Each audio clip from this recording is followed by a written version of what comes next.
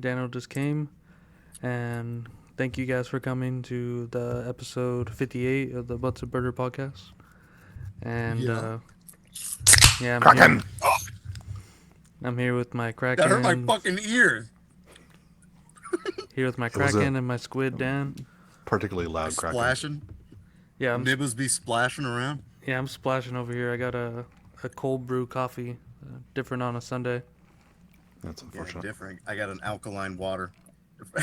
Fred goes, that's unfortunate. What are you drinking? A Moose Head? Vince asked me to ask.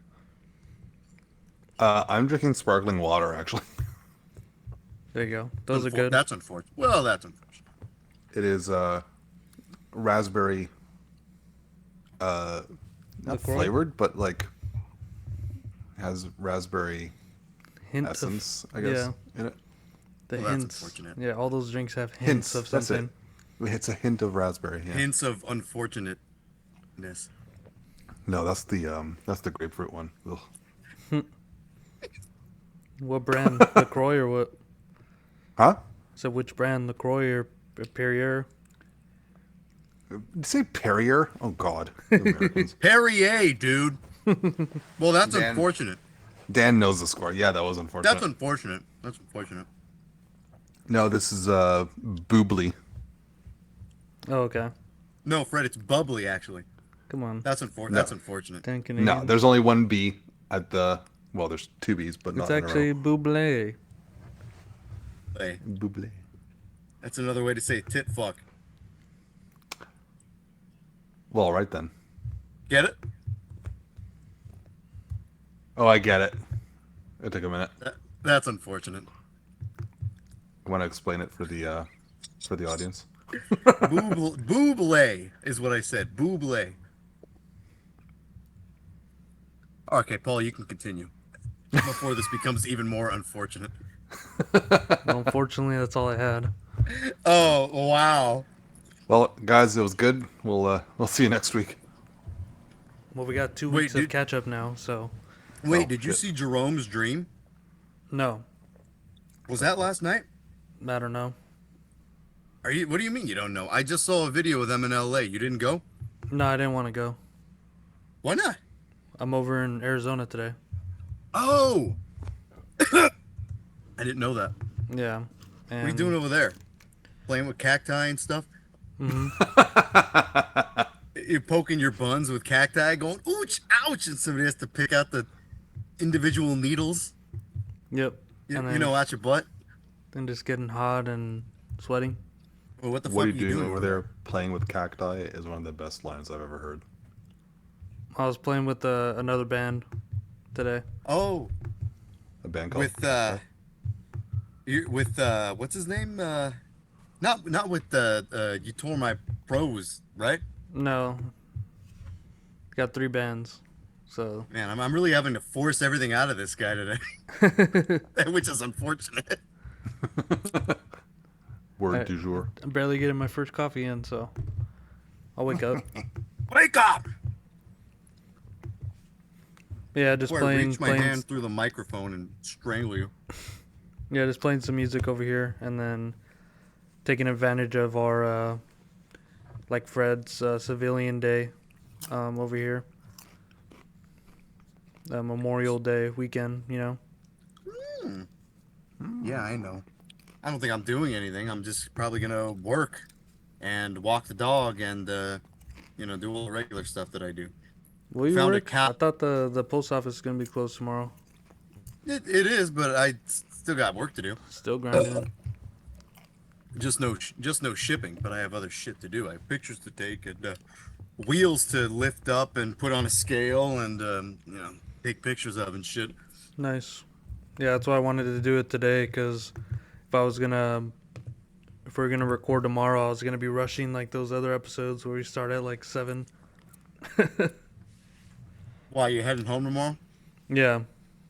Oh, okay. Yeah, dude, I found a Callaway golf bag when I was Ooh, walking gimme- the dog gimme- today. gimme. Golf. I looked it up right there, then and there. Like somebody was, throwing it away, and I looked it up. It said like $95 to like $200. I'm like, okay, you know what? This is worth carrying home. So I carried it on home. Nice. And I Junk put it man. on OfferUp. And Fred, the reason I said Galf bag is because I just put a freaking chicharron in my mouth. Golf. So I went Galf bag. Y'all play golf? Yeah. Feels like Yeah, I feels play like feels like a Boston accent. Galf. Get in the car. Get in the fucking car. I don't know Boston accents. That whole area of America is foreign to me. I only know Cheers, Boston. That's it. That's all I know. Yeah, they didn't really have too bad of an accent. Just what's her name? Arla had an accent. Yeah. What's his name? Michael Ratzenberger had an accent, but it was more like that was like an accent of his own. That was Yeah. an axis of advance. I almost said Huh. a Freudian slip, if you will. Fruitian? Yeah, Freudian. Quit saying fruits. A Fruit Loopian fix. Fruit Loopian slip. Yeah, did I say fix? What the fuck is wrong with me? What is wrong with that's unfortunate. This is unfortunate. This this whole thing. Yeah, here. we're just This Sunday is unfortunate. let's just scrap it and start over. This Sunday. We don't have our groove on Sunday. We'll have to keep this in, but if we have to scrap it, then it'll go in the memory bank or spank bank or something like that. I don't know about Spank Bank. No, the spank bank. It's going in the spank bank. I don't want to forget. I don't want to forget this. This is gold.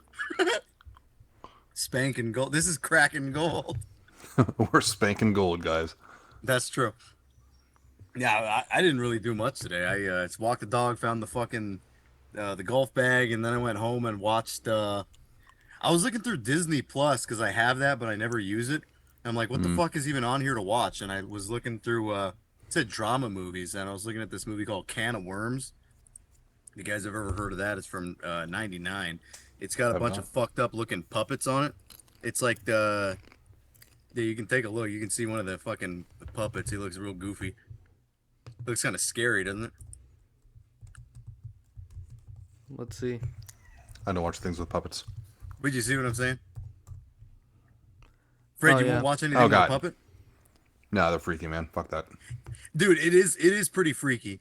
It's like this kid, he thinks he's an alien or something, or he like pretends he's an alien, and like the bully pisses him off in front of his the cheerleader that he likes, and then he like sends a message to the galaxy. He's like, "Take me away from here. These Earthlings are out keeping me hostage." And then some like alien lawyer comes and he says, "We're gonna sue this planet," and he looks like some kind of like goopy glob with a fucking lamb's head or something coming out of it, and then he starts like eating a thing like a what do you call that? A thing of corn. What do you call that shit? Ear Corn on the cob. Corn on the cob. But like it's so spastic. If you can imagine the way a spastic puppet would eat somebody's hand in a pretending to eat a thing of corn. It looked really funny. I was getting a kick out of this movie. The puppets were quite funny, actually. Have you ever seen this old British series called Thunderbirds? Yeah, we've talked about the Thunderbirds. You said they scared you or something, didn't you? Yeah, like it's like entire show of fucking like what are those dummies that they use for ventriloquism called? Well, ventriloquist dummies, I They're guess. called Dummies? ventriloquist dummies. Dummy, dummy. It's just like a show full of They're that. called Like, dummy, you big dummy.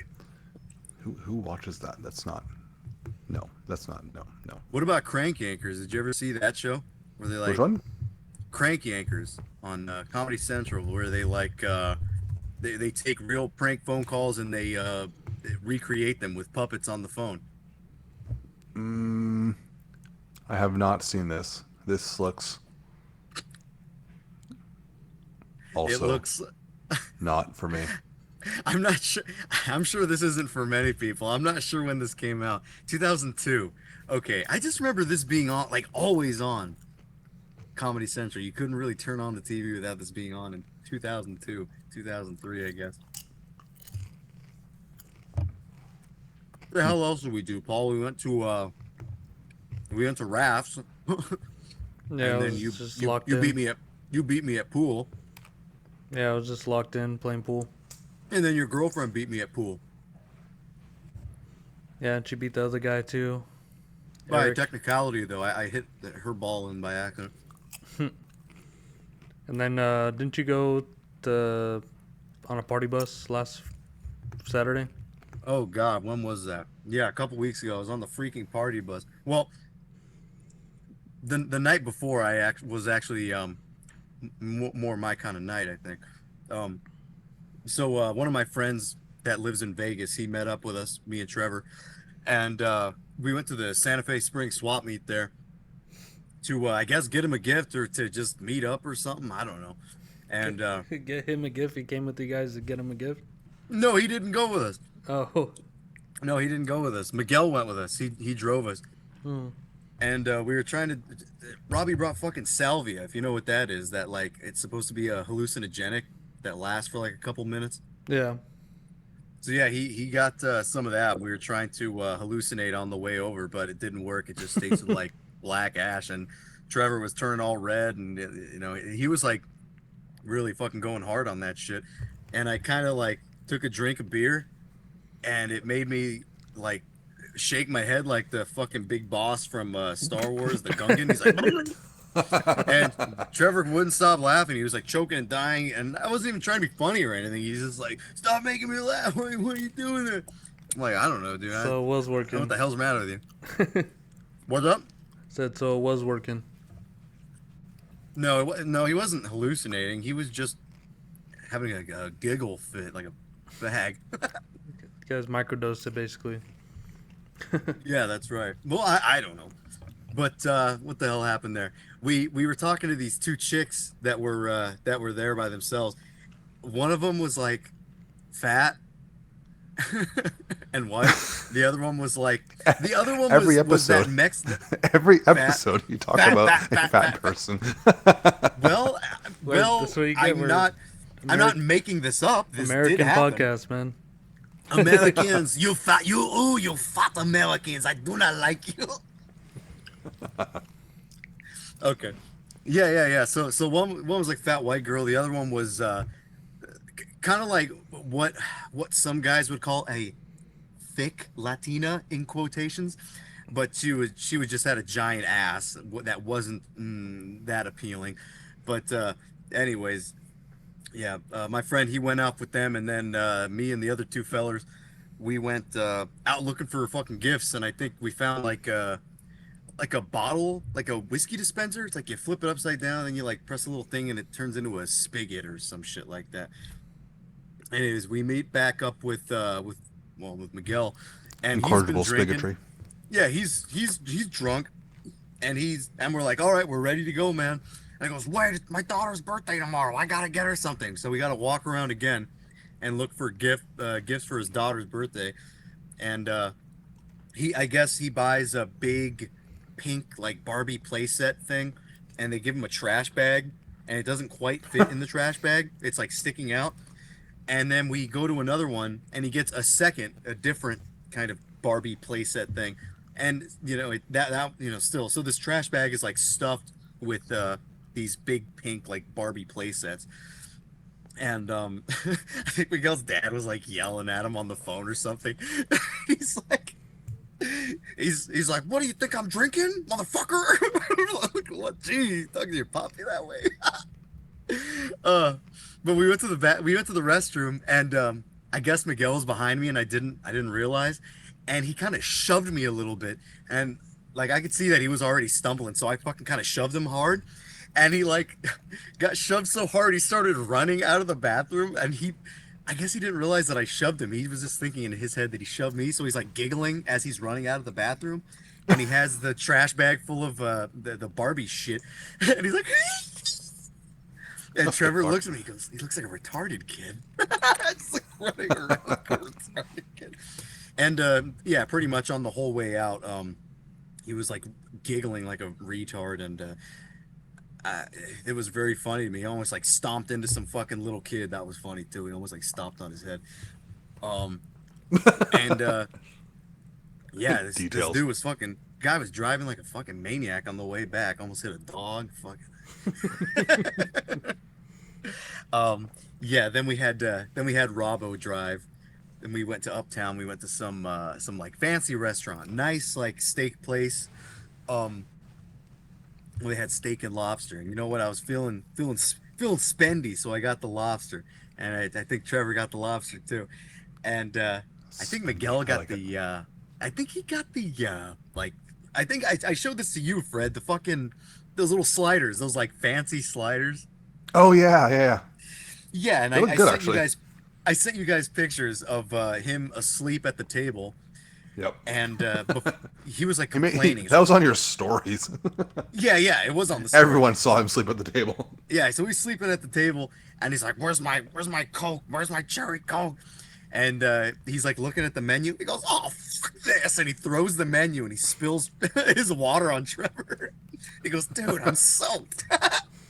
So that was funny, and he had the staff like looking at him and talking like, "Oh, we gotta get this fucking guy out of here." So then, yeah, his food gets there. He's still sleeping. There was a picture of that, and oh, on the on the way back, Trevor drove us home, and it wasn't even cold. It was probably like 60 degrees, and Miguel said, "Trevor, put on the heater." I mean, he goes, "What?" Miguel goes, "Cold, cold." It's like a Adventure Time thing or something. It's your time thing. Is So it? yeah, what's that, Fred? I don't know. Is it unprofessional for me to eat popcorn while recording a podcast? No, I'm eating too. Yeah, but like mine's extra crunchy. Like I've been backing away from the mic every time I like. If I were to stay right here and eat one, to be like, like it's like the entire audience is in my mouth with me. Oh wow. Oh wow. That was graphic. Wow. That's unfortunate. Uh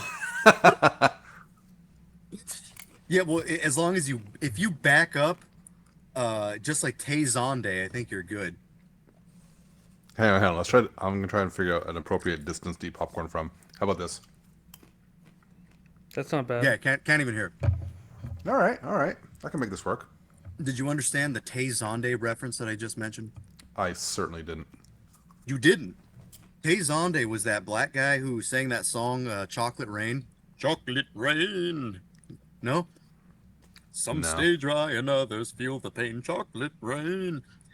In the video, he's singing this song in a recording studio, and he backs up from the mic, and it says in parentheses, like he typed it in, it says, "I'm backing away from the mic so I can breathe." So you don't hear called- him breathe, I guess. It's called Chocolate Rain. Chocolate Rain. Yeah, you don't know Chocolate Rain? It just sounds like diarrhea. I think a lot of people at the time were speculating the exact same thing. Even the That's lyrics, unfortunate. "Some stay dry and others feel the pain." Ew. Chocolate Rain. Anyways, yeah. So what? So what the fuck else happened? Oh, right. The next day, that's when we went to the birthday party thing. There wasn't too much to tell here, but yeah, Nate's parents bought us, or they rented a fucking party bus, and so we're fucking drinking on the way to LA, and it was one of those places where like the chick lets you in, and it was weird. It was kind of like an exclusive club, and it was way too fucking packed. It was pissing me off. It was pissing everybody off. But it was one of those places where like the door is the vending machine. And the chick's like, it's like, "If you want some snacks, get it out." And then she opens the door, like, "Oh wow, the vending machine is the door." And then the Coke vending machine, that was our karaoke room, and Trevor was pretty much on karaoke for like 7 songs straight. He started off with the vending machine was the door. the vending machine was the door. It's correct. And he did This is like he some, did some break secret break passage stuff. shit. Exactly. Yeah, he did Limp Bizkit break stuff, and I guess he really didn't know that song, so he was kind of Who doesn't know that song? I don't know. It's weird. It's a white guy, but he doesn't know that song, and he was kind of singing it in this like weird, raspy thing, but it like off time. So he's like, "It's all about the he said, she said, bullshit." Quit talking that shit. Won't you believe me with a fat lip? It was like something like that. Sounded like Fred Sanford or something. And Amber Rose was there somehow. She was like, she walked by us. What do people even know her from? The Kanye West video or something? Hmm. Your Yeah, stories of the week kind of just emphasize how little of a social life I actually have, because I'm like, I didn't do shit. I No, have a you look. social life, This but like, popcorn is the most exciting thing that's happened to me. I guess I have a social life, but at the same time, I kind of don't even care. It's as if I didn't. I don't have a social life, and I don't care. I don't know if that's better or That's worse. no, that's actually pretty damn cool, man. You're like happy in your own skin, you know. I'm still working these things out with my therapist and trying to be happy. I'm still writing my big screenplay. Yes, it's very fortunate, as one would say, I suppose. But yeah, that was about it for that week. Nothing much really happened. Oh, I guess on the way back, there was a chick that looked like there was an old lady at that club. She's like old blonde lady. She looked like Shelley Long. You boys know Shelley Long, who would Oh play wow. Diane Chambers in Yeah. Cheers, and she looked just like that. And I told Nathan's dad, I'm like, "Hey, Shelley Long." He's like laughing, and then he got kind of drunk, and she was like kind of blocking the exit, and he's like, "Move, bitch." And then they were like, he's like, "You're just standing there. Everybody's trying to get by." I didn't stick around for the argument, but I heard him say, "Move, bitch." I think I told Trevor, I was like, Luke yelling at the fucking Shelley Long. Well, that just sounds like she was a fire hazard. Yeah, and you know, not a whole lot happened this weekend for me, anyway. I ended up watching the new Smiling Friends episodes. Didn't really episode 1 and 2, eh? You know, episode 3, the one with that focus on Alan, the red guy, that was pretty good. So check that out, Paul. I know you like that. Yeah, I've like only that show. seen the first one, and it seems like I didn't like it. all the trailers were like basically giving away that whole episode anyway. So I need to watch the second and third one. Yeah, third one's good. Second one was okay. Second one's okay. Third one was real good. Um, but yeah, I've been yapping on and on for a while. What about you two guys? What have you been up to? What would you like to share with us? I just What started good watching a show fortune would you like on to share? Netflix. Yeah, Started watching a show on Netflix called tell us about Bodkin. it enthusiastically. It's called what? I don't do anything enthusiastically. You know that by now. Bodkin. Bodkin. Let's check that out. Let's check out Bod. Yeah, it's like I guess a mystery thriller, but it's also kind of funny too. Has a I guess dark comedy. It's Oh, it's that guy with the beard. I mean that doesn't narrow it down, but You know who I'm talking about. You've seen the show. well, yes. The I don't know what is it. Will Forte. this one investigator, woman named Dove, is sent away from London after one of her investigations results in a suicide, and she's assigned to help a guy, an American, with his podcast over in Ireland, and he's doing a story on two kids that disappeared on Halloween or Samhain, or as they apparently call it in Ireland, Samhain. Samhain, yeah. And it's like an old cold case from 20 years ago that they find out isn't as cold as they thought, and it's pretty good. I'm like halfway through it. It's kind of reminds me of those dark Nordic series that I really like Katla and I think it was Chestnut Man or something like that. Chestnut Man? Yeah, I forgot what that was called. What the hell is that? Chestnut Man. What year is this from? Let's see. Nordic writers never disappoint. Is that what this is? Nordic writing? Yeah, like the Nordic countries noir. have this like dark crime thriller sort of thing that's takes place in like rural areas. It's their own thing, but this Irish show kind of has the same vibes. It's pretty good. I like it. I like Nordic All right, shows too.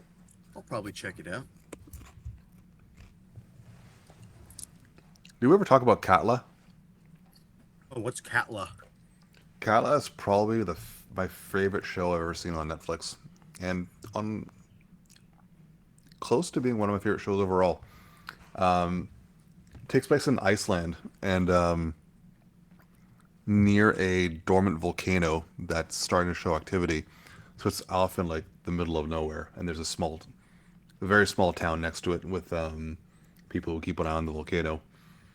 And one day, one of the girls that works there finds a double of herself, and soon doubles of other people in the town just start showing up, younger, older, people that used to live there, people that still live there, and they just need to find out why just doubles of them are showing up, and it's fucked up. It's great, amazing How do you show. spell that? Sounds cool. Katla. Katla drama series, 2021. Yeah, brilliant show. Brilliant. Yeah, I'll check it out. I don't think there'll be a second season, and I kind of don't want there to be a second season. It kind of just ended perfectly. That's all we need. Just 2 seasons. Yeah, okay. I'll No, just one season. no 2 seasons. Nope, just one. Okay. Yeah, I'll check it out. Sounds interesting.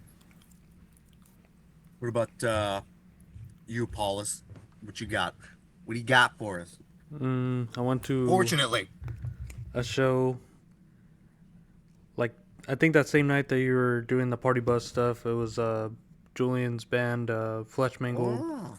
in Apple Valley, and it took like a while to get there. And when we rolled up, it seemed like it was like Radiator Springs. Radiator Springs. What the hell does that mean? It looks like the town from the Cars movie.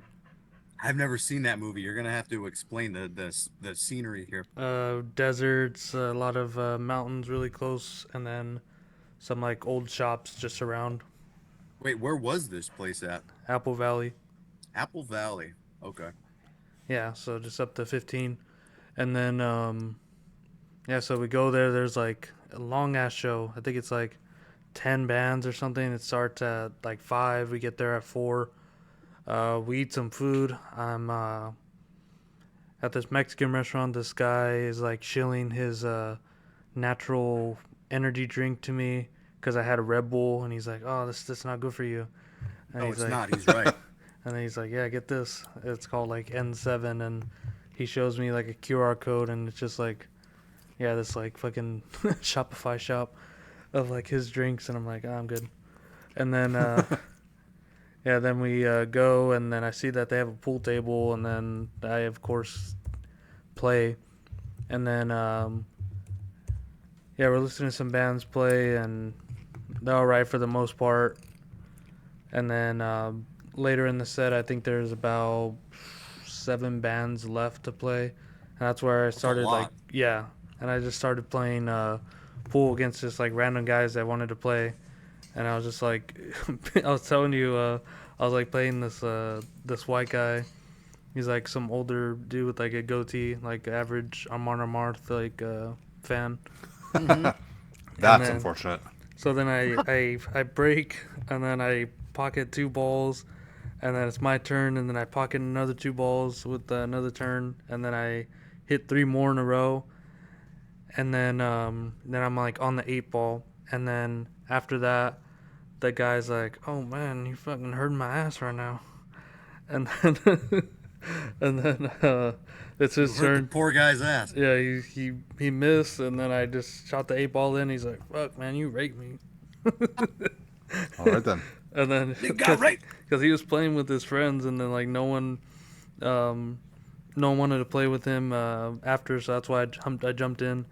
And then yeah, and he's like, damn, and then he like went to another table, and I was just playing with some guys in the band. And then yeah, so it was good to just like pass time playing pool and shit.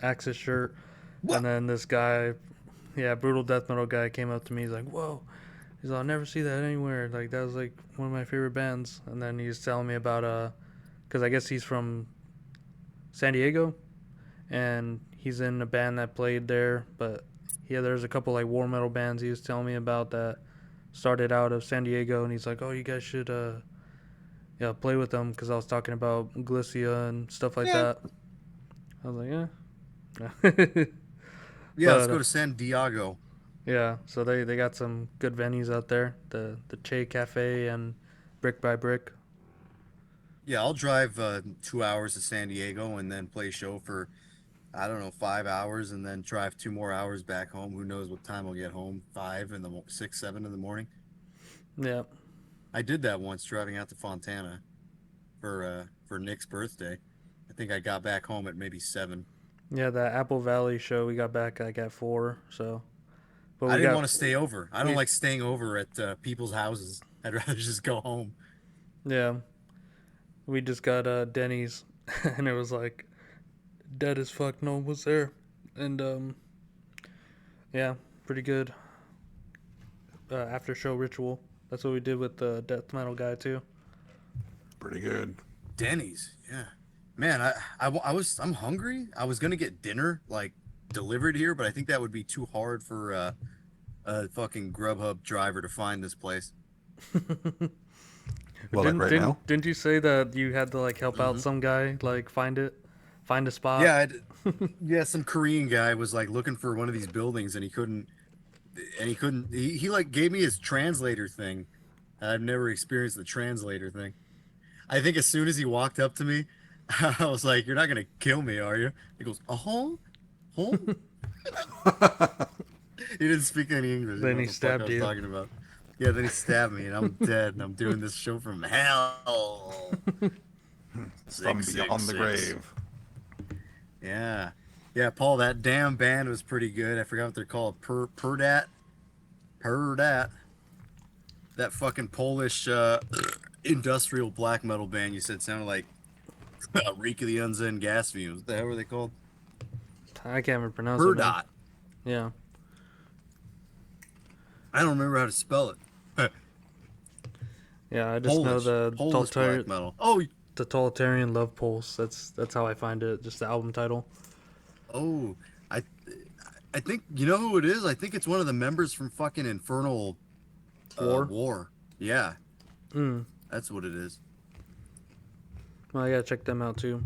But I'm looking at this really great black metal cover right here.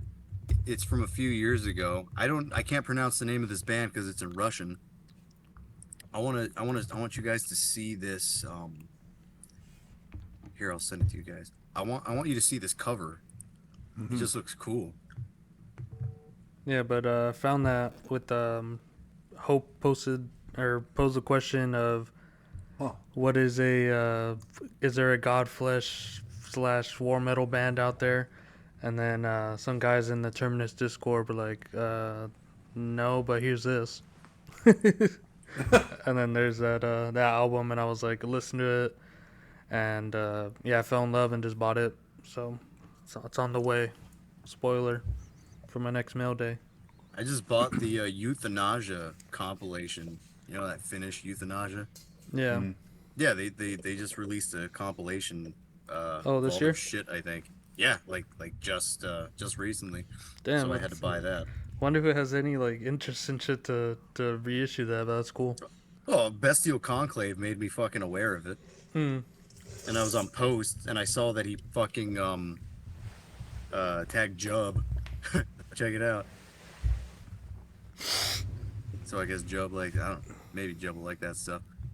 Yeah, it's fucking cool, dude. Yeah, dude. I don't think I got anything this week in the mail. Whoa! I know.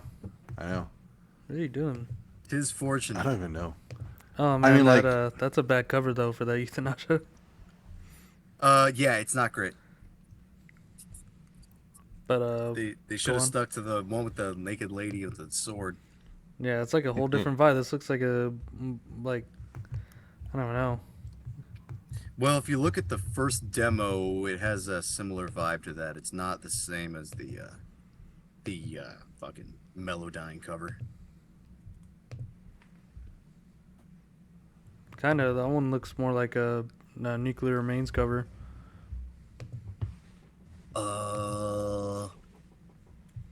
Nuclear Remains. Oh, okay. The other one just has a baby on it. I wonder I if you was like that one. Nuclear Remains. No, the Euthanasia. They have Sleep, Oh, Dream, Die, well, Fly. that's an actual picture of a fucking baby. Yeah. And no, I didn't like it because I uploaded that EP on this channel, but I just used their band picture. I don't. Why the fuck? I'm not gonna upload a picture of a fucking baby. It's a good band I, pick, though. Everyone's just pointing at you. Bull, I don't want to see that. Are they pointing at you? Yeah. In their, their band pick on Metal Archives. Band pick. Darn it! I can never spell this band correctly. Asia. Aja. Oh, there they are. That's not the picture I used, but yeah, that's a funny looking picture. It's comedy rock. Lyrics are funny. I hope you don't have kids. But Fred, Come over here. You didn't get anything? That's crazy. No, last thing I got were Not even within the last 2 weeks, because I know we didn't talk about it last week.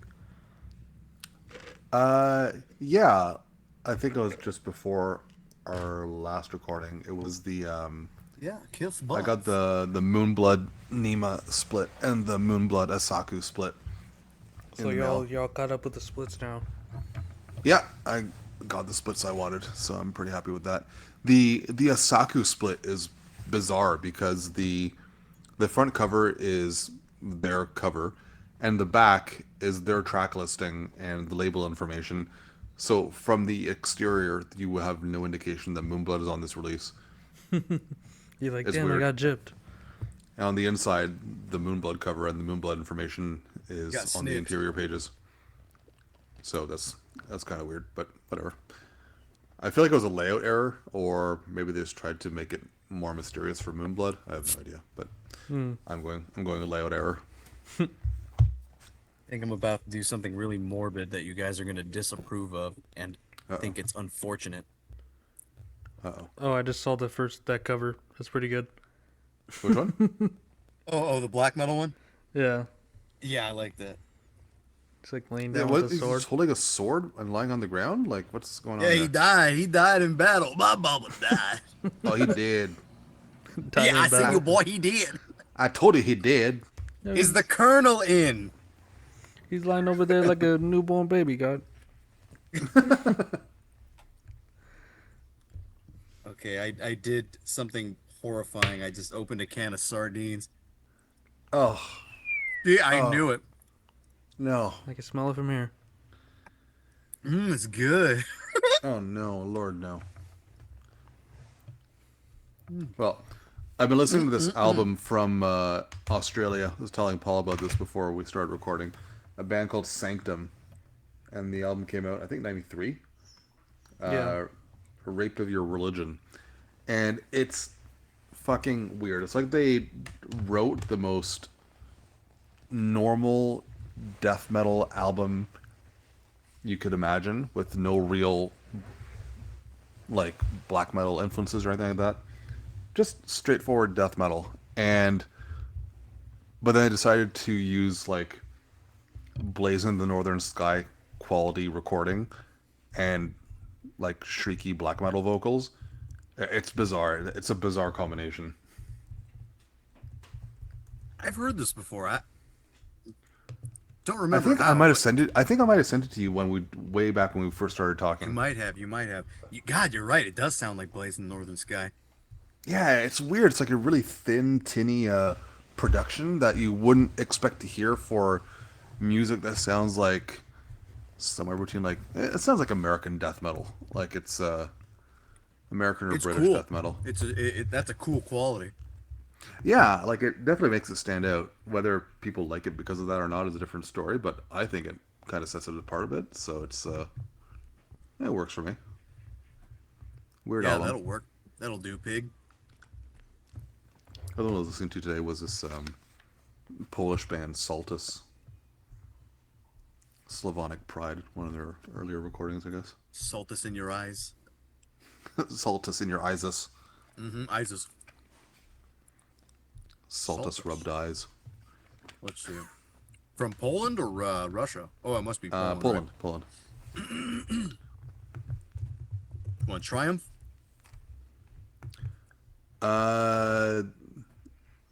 No. It's got a Polish name, and they reissued it on. Fred, you don't gotta cry about it. Is it Yeah, Jam Just Salmon? We have a whiny dog upstairs. No, it's the second demo from '99's Oh. Slovanska Duma. Ah. The reissue of that is in English. That's a 36%. It says more boring Slavic crap. Oh, Yeah, our boy they're wrong. Nocturne did a did that review. Oh God, that guy doesn't like anything. Oh, that son of a bitch. Oh, I'll get him. Him and his little dog. Oh, boo. Huh. They describe you it know what I as listen to? they describe it as Go, black go, death go. metal, but early on, like this demo is pretty straightforward, like Graveland sort of shit, I guess. Yeah. All right. I wonder what the later stuff sounds like. I'll check it out. Well, I like the demo art. The later art I don't really care for, but I'll check that out. Yeah. You know what I really got into today that I never really like gave it a huge chance was Summon, that Dark Descent album from '97. Oh, really? That's a great band. Yeah, it's really good. I was actually more impressed because I misread what year it was from. Thought it said 92. It said 97. But the fact that I thought it was from 92, it still made sense. 92 in my ears. Like I believed it. They were around back then, though. Anyways, so Yeah. Well, I saw that they had like straight up fucking black and white face paint. I'm like, golly, when did this? How early did this catch on? yeah. No, Dark Descent's great. Is that the only Summon you've heard? I've heard another album, but I don't remember it. I'll have to. I'm gonna have to go back and check it out. They kind of get like progressively thrashier as you go through their discography. I mean, Dark Descent is already pretty thrashy. Yeah, I guess it goes more into thrash territory. But Baptized by Fire, their second album, just absolutely smokes. That ranks pretty highly for black thrash for me. Yeah, check that out too. The guitar tone is awesome on it. It's really like gritty, but it's but clear at the same time. What are some of your favorite black thrash albums? Black thrash albums? That's a question that I'm going to have to think about. Because it's not Destroyer 666. I've never been huge on that band. They've always just kind of been there. Black thrash albums. I don't know. Give me another one. Maybe I can think of one. All right. Well, some of my favorites are Earn from Finland, 666 megatons. I like Earn. Earn's aight. Another Finnish band, Flame. Flame's cool. I remember you showed us Flame. What was that first album called? Jesus Christ, the one I really like. Into the Age of Fire. That's it. Yeah, it's great.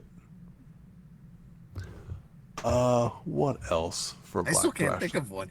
Really? Perverser from Chile is pretty good. Oh yeah. What'd you say, Paul? The Nocturnal. Nocturnal from Germany? Hmm. Yeah, that's pretty good.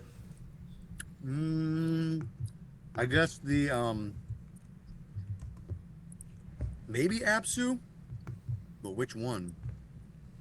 Not Terra. Terra. I like the other one better than Terra. Fucking Third I think Eye it's the or Third Apsu. Storm. No, the 2009. I like that one.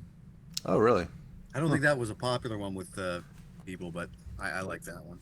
I think people liked it, but they kind of had a bit of a hiatus, and then when it almost felt like a comeback album more than anything. Yeah. But I've always really liked their first album. That one's really like bizarre. It's a really weird Yeah, album. I don't. I can think of anything that's purely black thrash. I would really have to do some soul searching. Off the top of my head, I don't know. I just sound like an idiot because I can't think of anything. See if I can think of one. I got put on the spot. I don't know. Don't hurt Barbados or yourself. what? I'm hurting myself here. What'd you say, Paul? Said Barbados. No, it's not. I like Barbados, but that's not one of my favorites. I don't know. My favorites keep switching all the time. Oh, you know what I heard recently too that I never gave a chance as well? Another like classic. Pentagram from Chile. Never fucking listened Oh to yeah. that. I never listened to it. I just have seen everybody wearing that shirt with that like compilation art on it. Mhm. Oh, it's awesome. It's terrific though. And it's weird that they would reunite and release an album 10 years ago and then come out with another one like this year, but they're actually all really good. Like I've heard that. I I heard that it, the new one was it's good. it's cleaner, obviously, and that's not surprising, but they still have the same feel, the same yeah, it's like they just wrote those songs back then and started recording them this 10 years ago and this year. Uh, if everything goes according to plan, I'm supposed to be interviewing them for the next issue of the magazine, so Oh yeah. that'll be cool. Yeah, I don't want to forget this, so I'd like to. I want to listen to their new shit. Which is that one? Are both of them good? The Malefice and then the other new one, The Yeah, no, Eternal they're Life both of good. Madness. I don't like the They're artwork, both but good. For I'll Eternal Life check of out these. Madness, I love that artwork. It's Yeah. it's, it's very Lovecraftian. Uh, it's. I don't know. The I body looks mean, weird to me. The between the two person looks albums, I weird. think I like the Malefice more, but I've spent a lot more time with that one, obviously. So Well, then you're Oh listening yeah, to well Goat I Whore like too. Poison. I don't know. That's black thrash. Yeah. Listen to that do first what? Goat Whore album. It's a good album. Goat Whore. Yeah, that's the band I've kind of never really given much of a chance to. I Yeah, me too. There was a lot of hype about them when they came out, and that kind of immediately made me go, no, not for me, without even really giving them a chance. Man, that first album though, that was crazy. Yeah, it sounds really good. I didn't listen to more than the clip Dan sent us, but Good clip. gonna have to stay my preconceptions on that one Yeah. and What's just his give it a name? proper listen. Death Metal Ship Posting was like saying that the first two albums were really good, and then they kind of got sludgy after, which is what I assumed of them. That's why I've like ignored them for a long time. Yeah, Because maybe that's I why I think, did too. yeah, Because they got more famous after like what, the second or third album. probably, yeah, they were really popular when I was like first getting into heavier shit. Probably like in '07, '08, and Yeah, yeah, I remember hearing them back then, thinking like, oh, this is cool, I guess, but going back, like thinking in my mind, I'm like, oh, that's a band that sounds like High on Fire or something like that, something that I wouldn't be that interested in now, you know. Yeah. yeah. But yeah, apparently the first two are good, and yeah, that first one was pretty good. It's got a lot of different kind of vibes on it. It's like I kind of compare it to like Sacramento Abolishment, but then later there's like Hellhammer parts and things, all cool shit. Yeah, it was funny. When we were playing pool at Rafts, and we were just doing the side by side comparison of Crowbar and Crowbar and Mastodon. Mastodon. Yeah, Mastodon's boring as fuck. Yeah, you're like, yep, that's God, the yeah. Death Spell Mega Part. Yeah. Golly, Crowbar, pretty good. No, yeah, Doing some pretty emotional stuff. no, they're great. They're 9 day from Mastodon. I was like, if you like that, you'll love Crowbar. And And we got Raph to like second think Mastodon. He's like, only like these parts. I'm like, these parts? he's like, yeah, that's not the song I like. The one that you were humming the riff. Oh, Yeah, But yeah, that was funny. I was like, oh, let's hear a comparison of those, and kick that Mastodon out his butt. Hmm. Yeah. I was listening to a cool kind of hardcore band. Like when it comes to hardcore, I'm very picky. Uh, Especially when it starts to like get away from the 80s hardcore punk and like starts to incorporate Tough like more guy. metal tough, yeah, exactly. Oh no. I found a good band though that's from the 90s, I think, early 90s, 92, 91. A band called Crawl Pappy, all one word. Crawl, like you would think Crawl Puppy, like, no, Crawl Pappy. Huh? It's some of the guys from Agnostic Front, and it says the prototype of gritty beer drinking hardcore and heavy rock crossover. It's cool. The fucking instruments are cool, and the vocals are cool. It's kind of it is rocking. It's rocking hardcore. There was some other band from Finland that had a certain sound like this. I can't remember who they were. I'll have to go searching through the Finland archives one of these days and find all the cool, weird European hardcore bands, or at least bands that have this sort of atmosphere to it. Because look at the Crawl Pappy artwork with the guy like with the fucking axe. Yeah, I see that. That's the atmosphere I like exuded onto me with Yeah. hardcore. That's good. Even the deluxe one isn't too bad. It's like some horses or some shit. Yeah. Crawl Pappy freaking rules. Tits. Oh, and Burzum GameCube. He's sent it. Well, he mentioned this last time, but Lethal Prayer. Yeah, band is pretty awesome. They got some black, like straight up black metal parts in there. I think they had an album in like '96 or something. Yep. Hmm. It's I pretty had to get a awesome. copy of that. Why'd you get your copy? I get your copy. I want a copy. Everybody. That was a quiet Sam Kinison.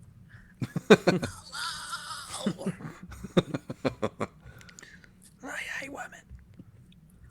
I thought he said he loves women. Did he say he hates women? Oh no, yeah, I fucking love women. You said I hate women. What's going on in your head, pal? A Fruitian slip or what was it? Hey, a fruit, yeah, Fruit Loopy and Slip. Fruitian split. Excuse me. Watch, we're gonna get a comment. These guys said they hate women in their podcast. Can we like do something about that? Shut up, simp motherfucker. Yeah, we simp over metal, not other things. Not over hot freaking babes. No, that's not what this is about. Come on, guys. Right. Get your head back in the game. You're just jealous 'cause I've been chatting with Babe all day. That's true. I am jealous that Fred gets to chat with babes all day.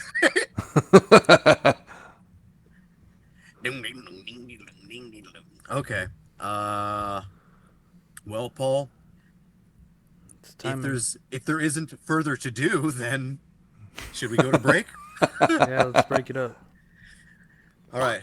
Oh, I'll bring it up. All right, we're back from our pee-pee breaks. Kraken! Damn, you can hear that shit bubbling too. Extreme. Pretty sure our entire audience got splashed. Oh, Fred, come on, man. Yeah, we're in the splash zone. It's splashing. Did Gross. Shamu just jump through here? Oh, Shamu. Giant splash of beer. What's Shamu up to these days? Swimming in the ocean ever since the Blackfish documentary came out. Ooh, he did. Shamu's dead. Mm-hmm. Wow, They Shamu killed died him, man. before. Shamu died before any of us were ever born. Yeah, Shamu is dead, and we've killed him. That could be a sample for something. Oh, look. The name Shamu continued to be used in SeaWorld Shamu shows for different orcas. That's why I thought I had seen a live Shamu, Well, we have seen Shamu, just not the original Shamu. not the Shamu. I don't know when when the Shamu died. The original Shamu apparently died in 1971. I didn't know SeaWorld was that old.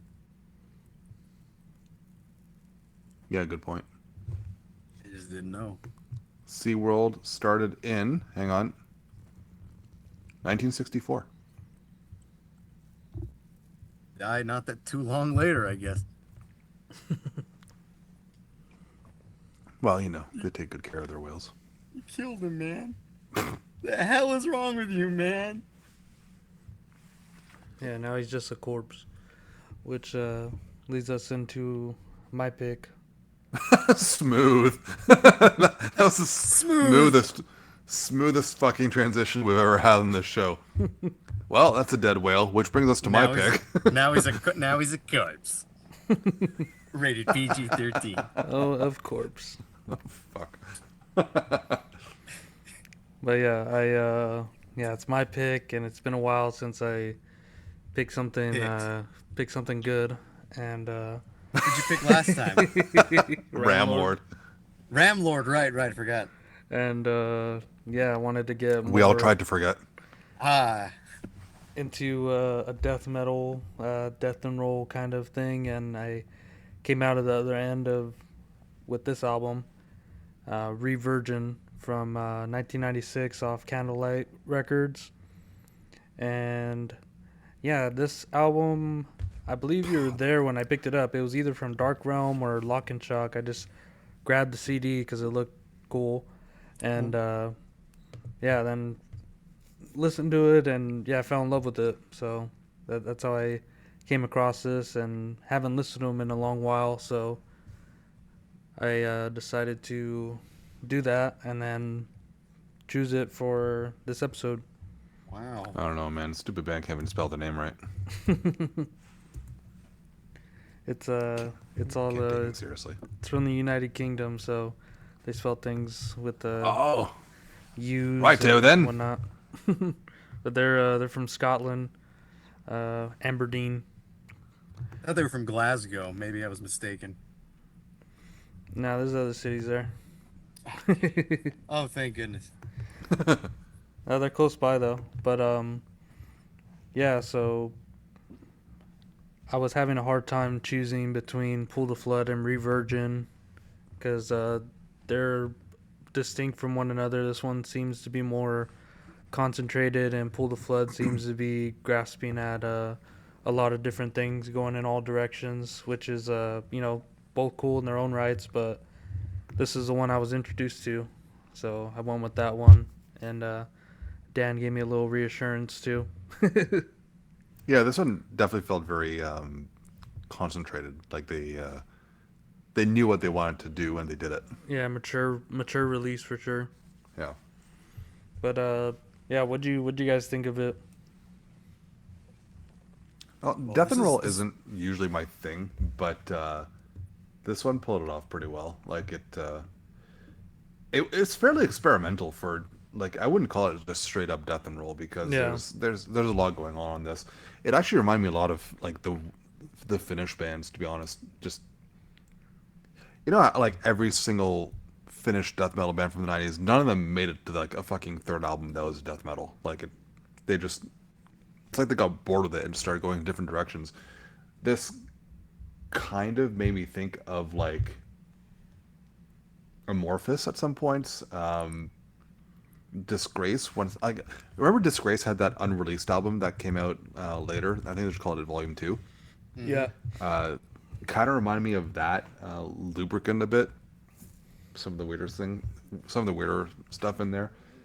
Yeah, that's why I chose this one, because it's like with death and roll, you can for sure just pick any release from Finland, and you'll be sure to hit one. And then you don't see it too far out from there, I think, other than like Dominus, which is I think they're from Denmark.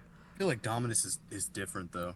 With the first 9, like I was like, that one's eventually gonna be a pick, but I wanted to go with this. And then I think another one was Furball from Sweden. I was thinking about that, but I think Korpse is more close to my heart with something I wanted to pick. I think Sweden had a fair amount of death and roll, but I don't think very many of them actually pulled it off very well, to be honest. Yeah. Well, Wolverine Blues was probably the best one ever, so. I'm just kidding. Uh, but like Dismember and Grave both dabbled in there too, right? And like it wasn't horrible, but it was definitely didn't feel like their wheelhouse. Yeah. Didn't feel like the Finns. And then like Gorefest from Netherlands too. They were Yeah. doing some death and roll later, and then yeah, not too keen on that stuff, but more of a Finnish death and roll guy, and I guess Scotland. Well, I mean, the British bands weren't like completely alien to death and roll too, right? Like, Like Benediction. yeah, Benediction and Gomorrah, their especially their second album was a bit more in that direction too. But Mm. no, this one felt a bit more like there's more going on than just death and roll. It felt more, I don't know how to describe it more than experimental, maybe progressive. Yeah, it has a really good take on like mid pace death metal, for sure. Yeah. But damn, what do you think of this? Um, well, yeah, this is definitely a U band. Like you said, I don't know if it was. Yeah, I don't know if I was there when you picked it up, but I was there when your mom picked us up from Jason's and you put Corpse on, and I said, "Hey, Paul, who is this?" And you wouldn't answer me. I was just like, that was "Prick." gatekeeping. It's for Yeah, me to know and you to find out. yeah, what were you gonna say, Paul? No, I just said I was gatekeeping, but go ahead. Oh yeah, yeah, yeah. Um, yeah. What I like about this and what like is similar to the Finnish style is that I think there's something very distinctly different between, say, Lubricant, Zizma, Corpse, and then like the other side you guys were just talking about, Dominus, uh, maybe like Gorefest. Even like Um, Conqueror's later album too, like Swallow something, forget what it's called. Ye sure, sure. That and like what was that other band you just mentioned? There was another one that Entomb, the Wolverine Blues. I feel like there's a very distinct difference between what those bands did and what Corpse and the handful of Finnish bands did. The handful of Finnish bands and these guys seem to like have this very upbeat, like happy sounding like rock and roll that you kind of don't really hear anywhere else besides the like that general time and place of when that was happening. Yeah, And all of it too, like Fred was mentioned lubricant. I feel like lubricant and corpse are both kind of in the same place where they're not purely death and roll bands, which I don't think any of them are. Well, maybe a few of the weirder ones from Finland, like the one Godfall album oh or yeah, like Pekeni. I feel like Pekeni is probably like the one of the purest death and forms of roll. what death and roll could be.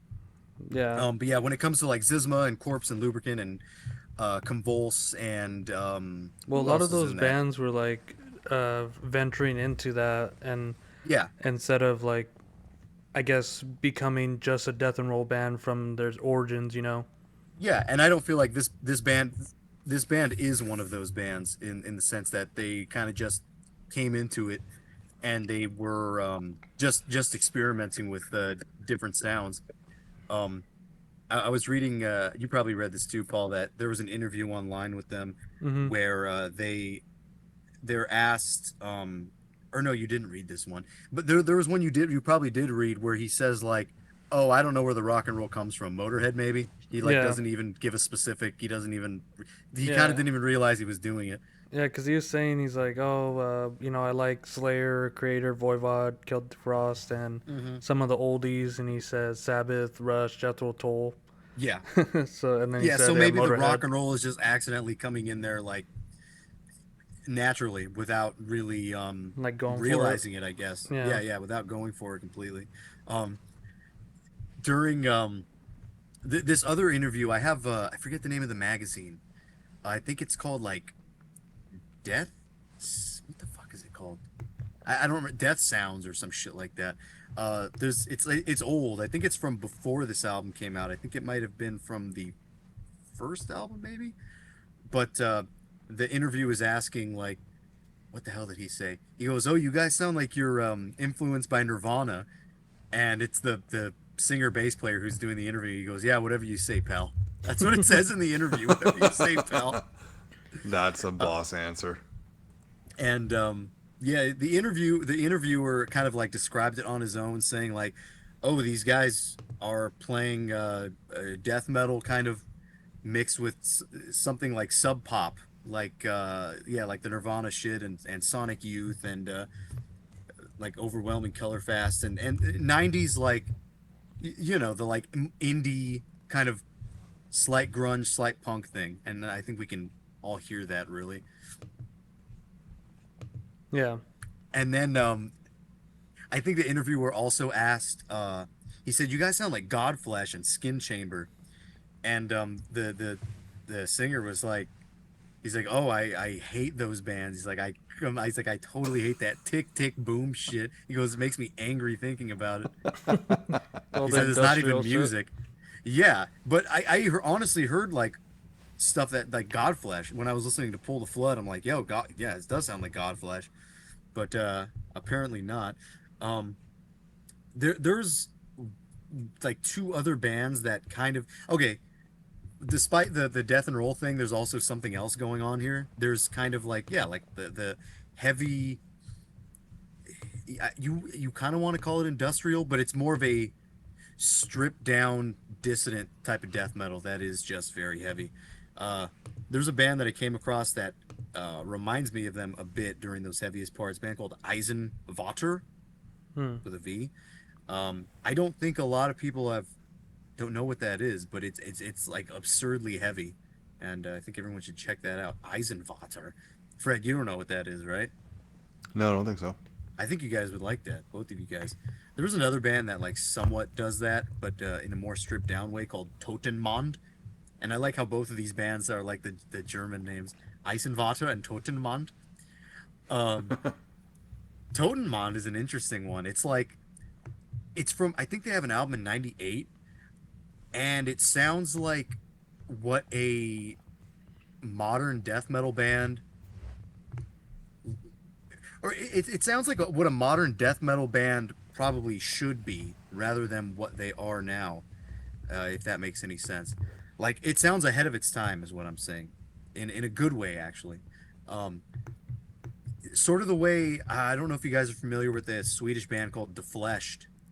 Yes. Yeah, they had their first album, I forget what it's called. It's called like Abracadaver, I think. Yeah. Abracadabra. Yeah, Abracadaver. I remember listening to that years and years and years ago, thinking like, "Oh, this is a new band trying to do the old sound." I'm like, "It's pretty good though."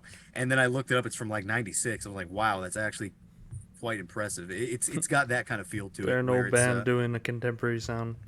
yes, but in a good way. Yeah. It's interesting. I know we've mentioned the Finnish bands ad nauseum, but Vomitorition kind of. Well, we were just shilling that to Raph earlier. Yeah. Yeah. We were doing metal But- appreciation with Raph because he had never heard a lot of things, even like At the Gates and shit. No, not hearing Act the Gates is fine. But Wow, what we- no, I like parts of this made me think of Vomitorition, especially Leftover. Hmm. They kind of had that weird drumming in it. I like to call it disco drumming. There's probably a little bit more things going on, but Paul, you think we from here? I think we've said something. You think we should get into sample here? Yeah, I was having a What song tough did you time pick? to choose which one. Uh-huh.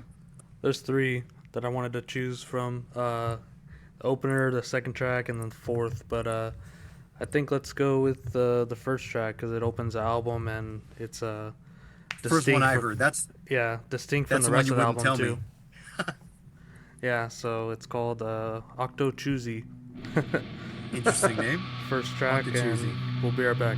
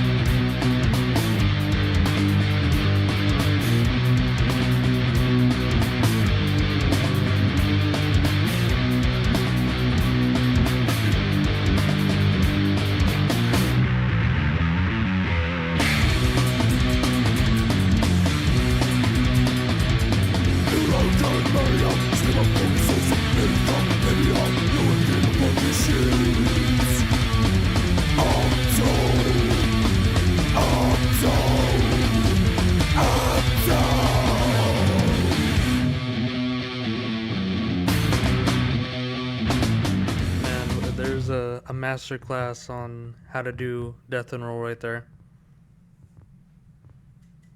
Octo choosy. Are we back? Yep. That sucked. That must be a play on words from like the Octopussy James Bond, I'm assuming. Yeah, he's a clever geezers. The beginning of that, especially with the prominent bass, just screams Motorhead, and the bluesy solo right. kind of pushes it too, because Motorhead never shied away from their blues influence. Can't even talk anymore. Yeah, and he was saying that he's all I don't know where the rock and roll comes from. Motorhead. He's like I like a lot of 70s guys for guitar licks.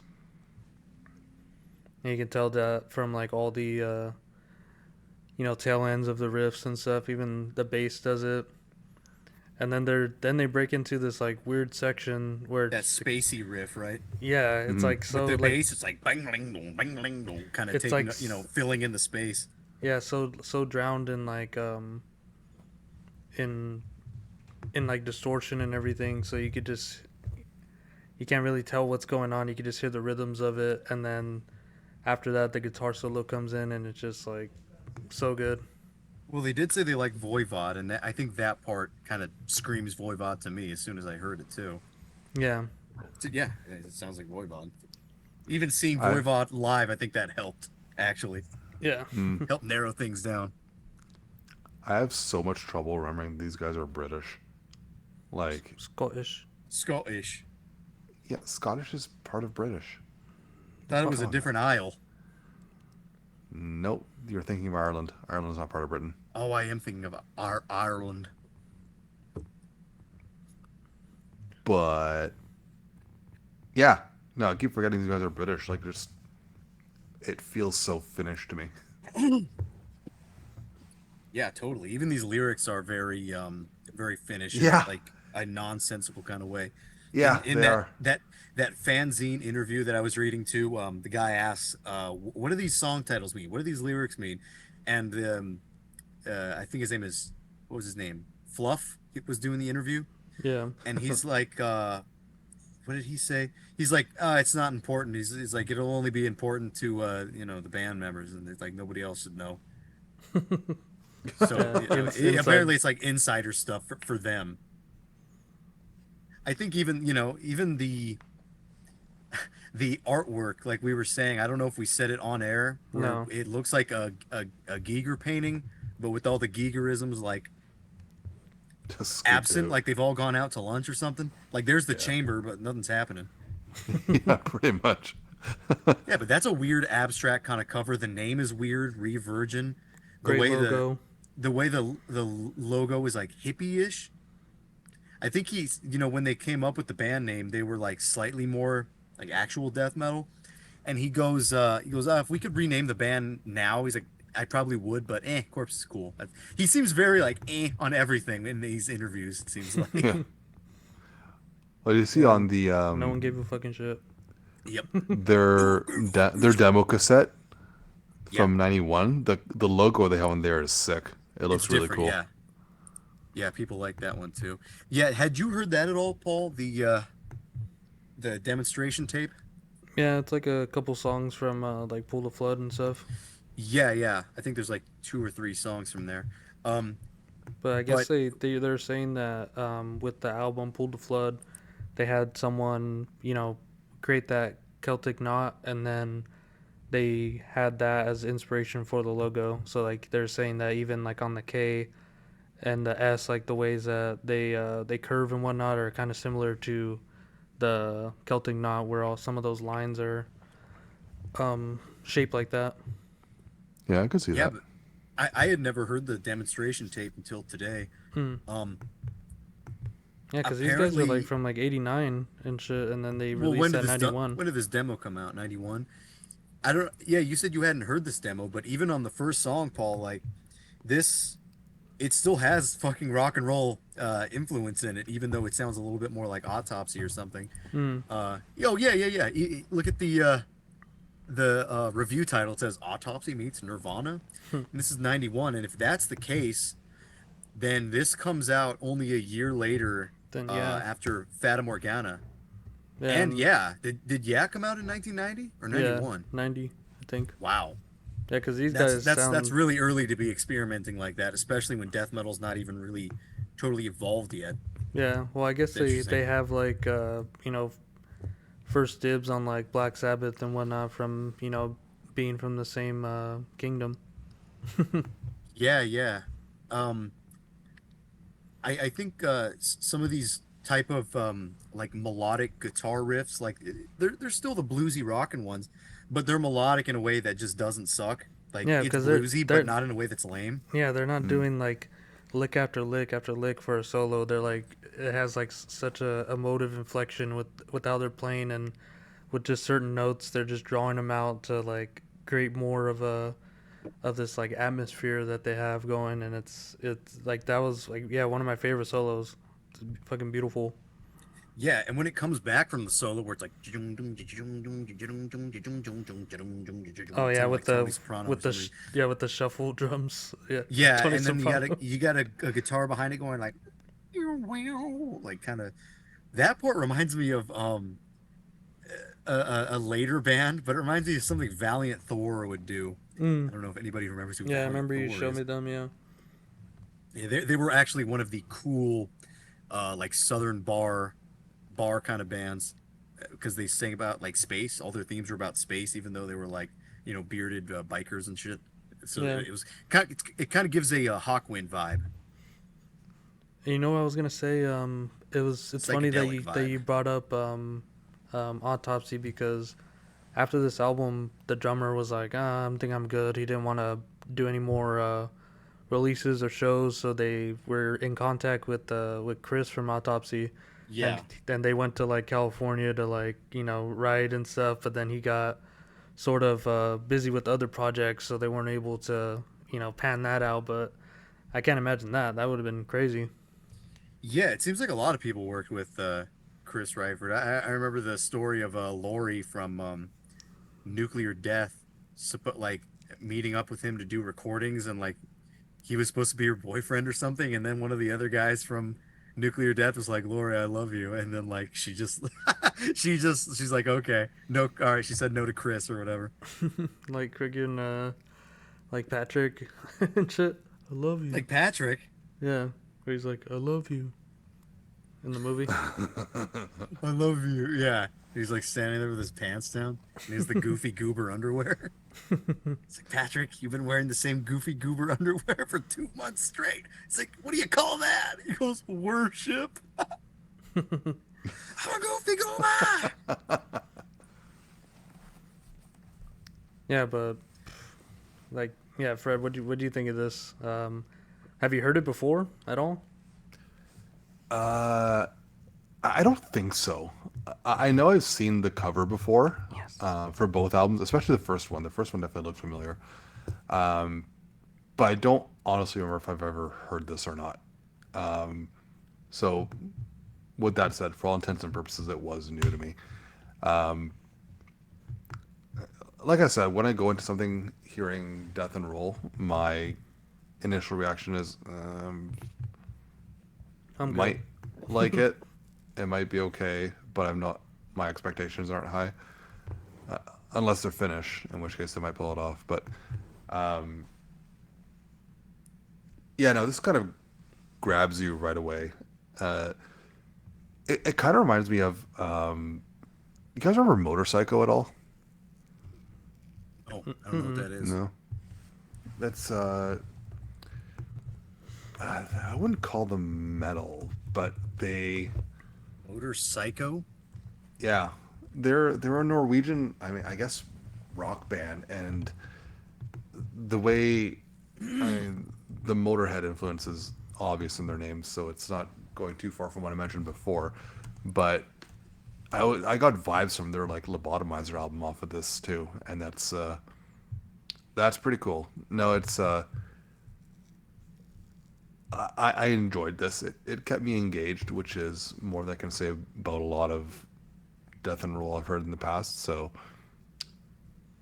the all the things I wrote down about this, like the Finnish bands, Gamora, Gorefest, even Pungent Stench, um, like those are good comparisons for me. So the way this one just kind of blows out of the gate with that Motorhead riff and just wears that influence on its sleeve. I mean, I love Motorhead, and who doesn't? It's no, it does it well. Man, I need to check out Motor Psycho because their album art and logos look fucking sick. Yeah, no, they're a cool band. I only ever had Lobotomizer. I sold it a while ago because I just didn't play it very often, but it is a good album, and I don't know too much about their later discography, but either way, apparently the last album's called Yay. Yeah, and yay.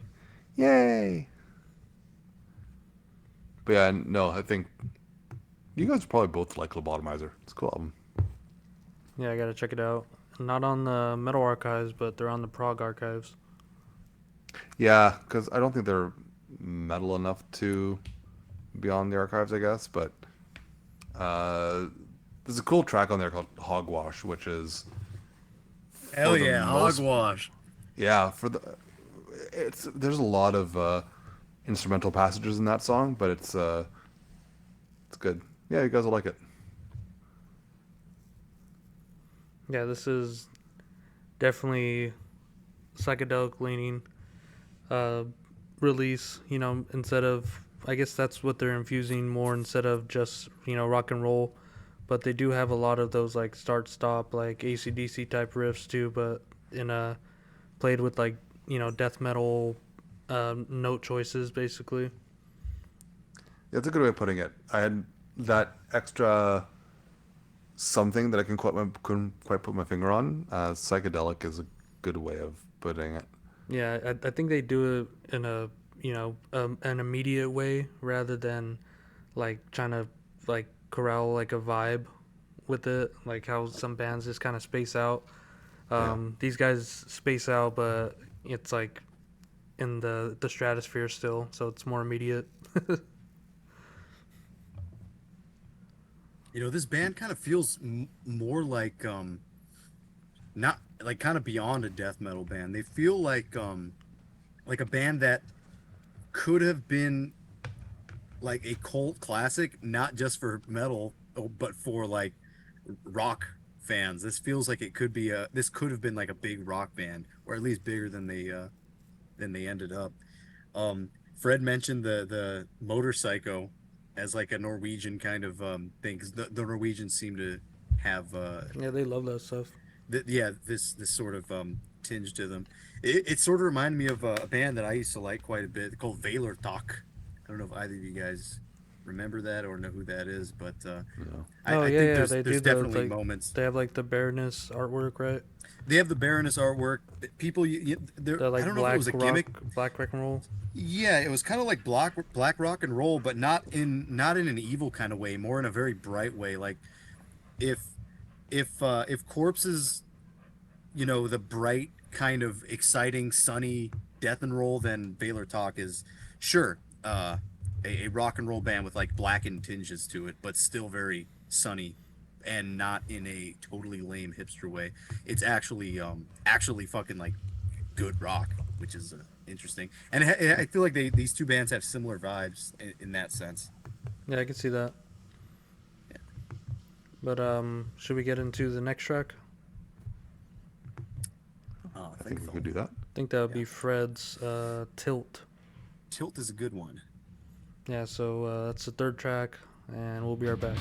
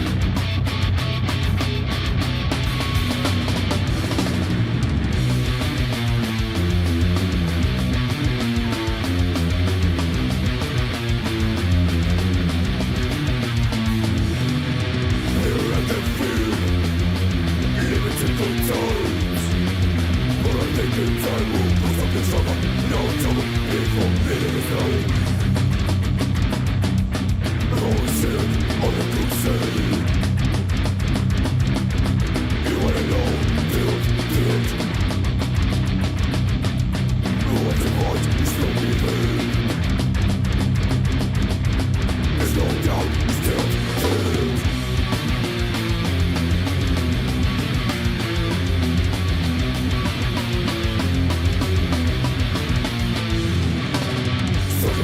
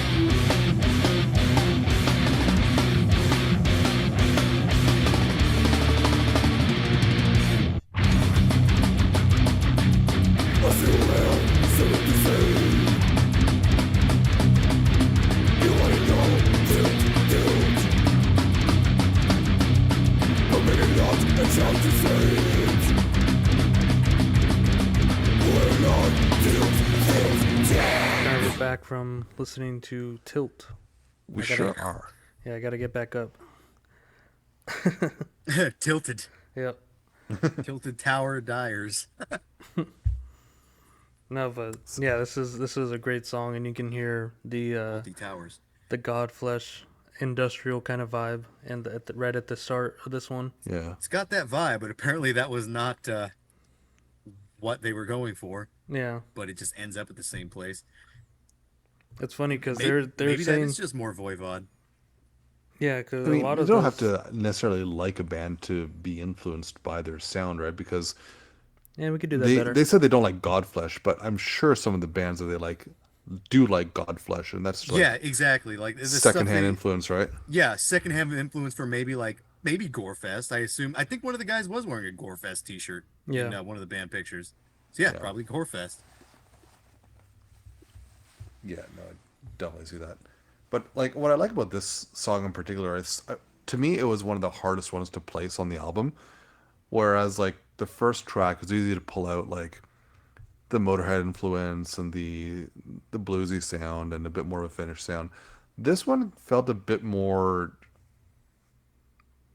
harder to Unique. place. Yeah, a bit more unique, a bit more. Um, it might just be because I had a bit more of an industrial sound, and that's not something I know as well. But for me, it just felt a bit more isolated than the rest, and I'm like, I don't know where this comes from, but I like it. So yeah, I don't know. What do you guys think of it? Go ahead, Paul. I know you wanted to say something. Oh, yeah. So yeah, this song. Yeah, like if I could, I would choose like all these songs honestly, because this one does stand out the most. And about this album, it is kind of samey, but I think that is like props to them for coming up with their own sound, where it's like everything is like consistent the whole way through, and even reaching out like they were on the first album of like a million different directions, but this one it's more concise of like, all right, we're gonna stick with the bluesy stuff, we're gonna stick with some atmospheric psychedelic parts, and then a little bit of industrial here, and it all is just like so nicely packaged together. And this is like a song that reminds me of like Zizma and stuff, just by like the vocal patterns and stuff, and of course Voivod, just with their chord voicings that they have. But the weird thing about this is like a lot of the like chugging riffs where it's like Chillin', chillin', chillin'. yeah, like Dan was mentioning, he's like, yeah, I don't hear many, like Zizma wouldn't do that. And I was like kind of racking my brain, like, yeah, I don't think any other death and roll bands kind of take use of like that rhythmic chug like they do. Yeah, like I was saying before too. How this kind of falls in the category of like possibly being a rock band. Mm. I don't know. It kind of makes me think of Zizma, where they played at like the fucking the I think it was called Gods of Rock or something like that. They played at some weird festival with a bunch of rock bands, and like Zizma was, playing their songs with the death metal vocals, and somehow, everybody it was a huge crowd and everybody's fucking loving it. I think this band would pull an audience like that too.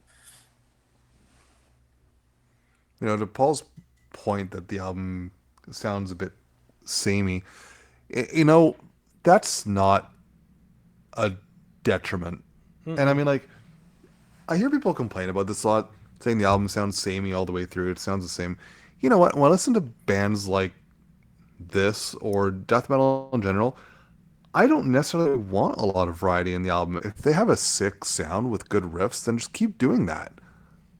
And like I mentioned it earlier when we were talking about Black Thrash albums, but 666 Megatons from Earn is one of the most.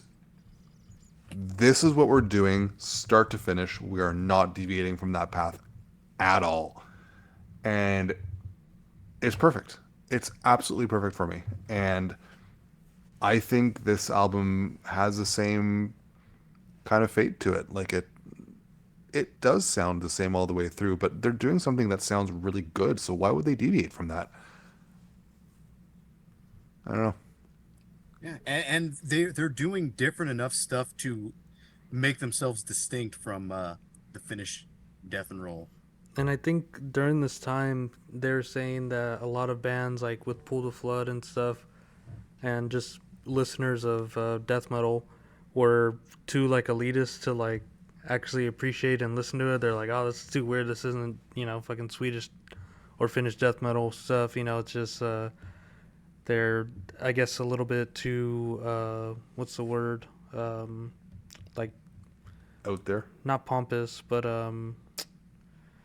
Artsy.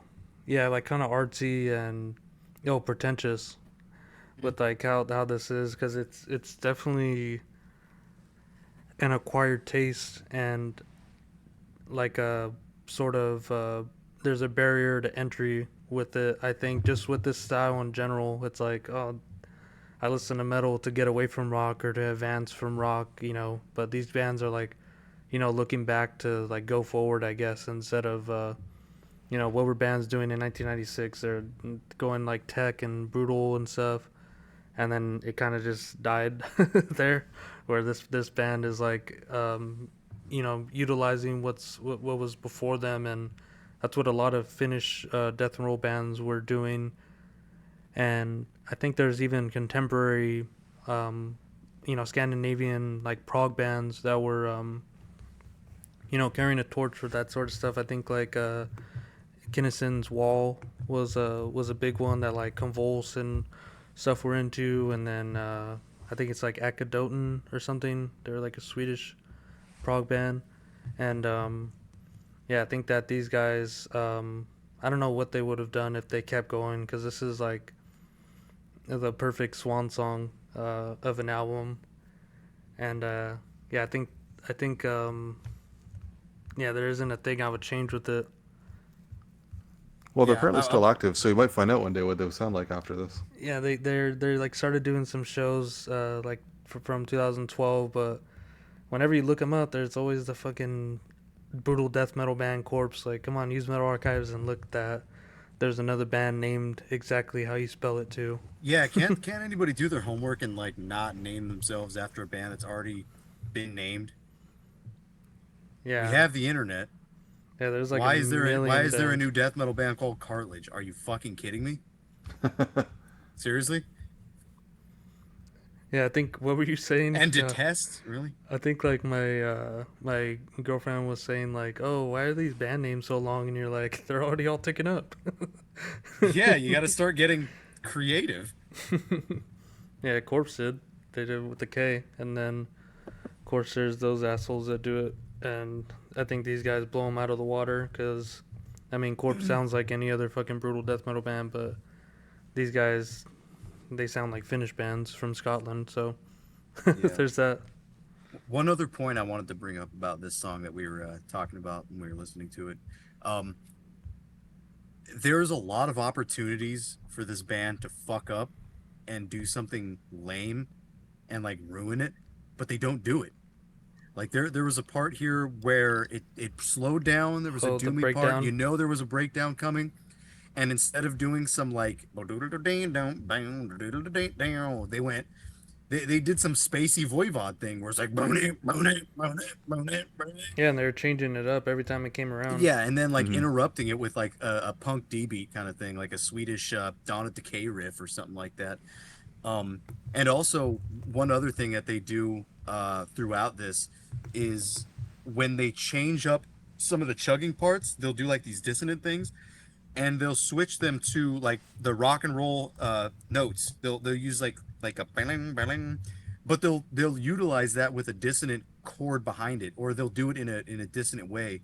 So it's like a dissonant melodic rock kind of section, and it's interesting. I've never heard any bands do that before. Yeah, but This album's what, 93? 96. 96. 96? It's a little bit later, yeah. Oh, right. No, it was the first one. That was 93, I think. Hmm. That one kind of lacked the rock and roll, which is weird because the first demo had some rock and roll on it, but the fucking album mostly had like D-beat punk stuff and like a lot of the Godflesh kind of stuff, or Voivod if that would be better to suit them. Yeah, that's what they like to hear. Yeah, not Yeah, Voivod, not Skin Chamber. yeah, these guys were, yeah, and then this album, just Motorhead. Yeah, you hear it. I hear it. Fred pointed it out, and I was like, you know what? Yeah, that's right. Well, should we get into your song? I think it's the 10th one, right? Yeah. All right, International 1001. Mm-hmm. And we'll be right back.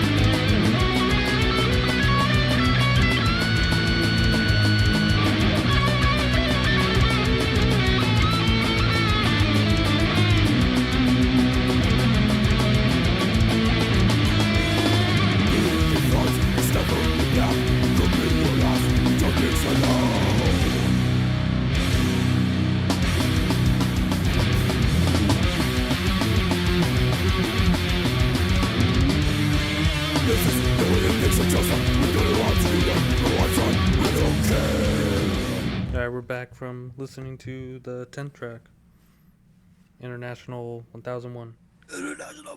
And then the guys. Yeah, and I was listening to that. It scared me. It scared you, eh? Mm. I'm scared. Yeah. There's in that interview as well. I don't mean to keep like making these points, but I think it makes sense to say. The main dude was saying that like he really liked the John Peel sessions of that like hardcore Holocaust comp and like some of the other stuff that John Peel did with the 80s hardcore bands. And I definitely hear that. I was checking out some of the stuff on there. Like they had recorded Doom, Police Bastard. Yeah. that I totally hear that, especially in this song, like the latter half where they're actually doing just kind of regular hardcore punk riffs, right? Hmm. So I hear doom, I hear extreme noise terror. I had to check out a band called The Stupids because I like the movie The Stupids with Tom Arnold, and yeah, the band isn't bad actually, you know. Uh, you know what else I was? Oh, you know who's another good one that wasn't on these comps, but I was thinking of that actually makes somewhat sense. Raw Power. I don't know if you guys have ever heard of that band. Mm-mm. They're sort of like sort of crossover, but not quite. Like they're still a hardcore punk band, but you can sort of tell that they listen to metal. They had an album in '85. Um, like right when I got to the shop, I was just thinking about Oh, you them know and I what? checked it Yeah, out. yeah. Scream. Yeah, I remember this cover. The one with like that monster in the sewer or whatever. Yeah, scream, scream from the gutter. Yeah, yeah. I was I looked up that band because I was curious. I'm like, these guys sound totally punk, but like, what do they look like? I didn't really see any old pictures of them, but one of their newer ones was one of the guys was wearing a Holy Terror t-shirt, so you know that's cool in my book. Um, but yeah, I totally hear that. I hear stuff something like the Germs too, even as early as like '79 or whatever. So you know, even the first album was full of fucking punk riffs, and it doesn't see when hardcore and death metal mixes and kind of meets in a way like this. I feel like it really works. I mean, that's what all the Swedish death metal was anyways, or a lot of it. I mean, even Carnage was like a lot of Yeah, punk hardcore. riffs, but it sort of translates in a different way. It's like, oh well, you know, you can kind of still do this as a as a metal band, and you can do these like kind of simple punk riffs and sort of incorporate other things that swirl around them and make it so that these like punk riffs dip into uh other changing transitions, sort of like what we heard in this song where it'll like Yeah, change they have from, a lot of you know, a slow beat and then the same note from that riff will just turn into a D beat or something. yeah, and they have a lot of like good interrupters. Like it's not even transitions. They'll just do it and then they'll repeat the same riff over for another like four counts or something.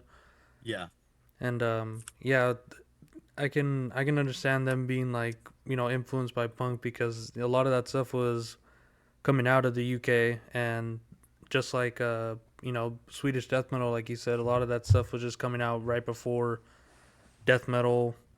And yeah, I'm sure that these guys kind of grew up on that shit too. Yeah, well, only a few yeah. years prior, right? Like Yeah, because Massive these Killing guys, Capacity, Soulless, Wolverine Blues, obviously. Like it was there, and they kind of took it and just ran with it in their own direction. yeah, Some of these moments, I was gonna bring this up too, about the like point about the hardcore punk. Um, the moments here that like they're kind of doing tremolo parts.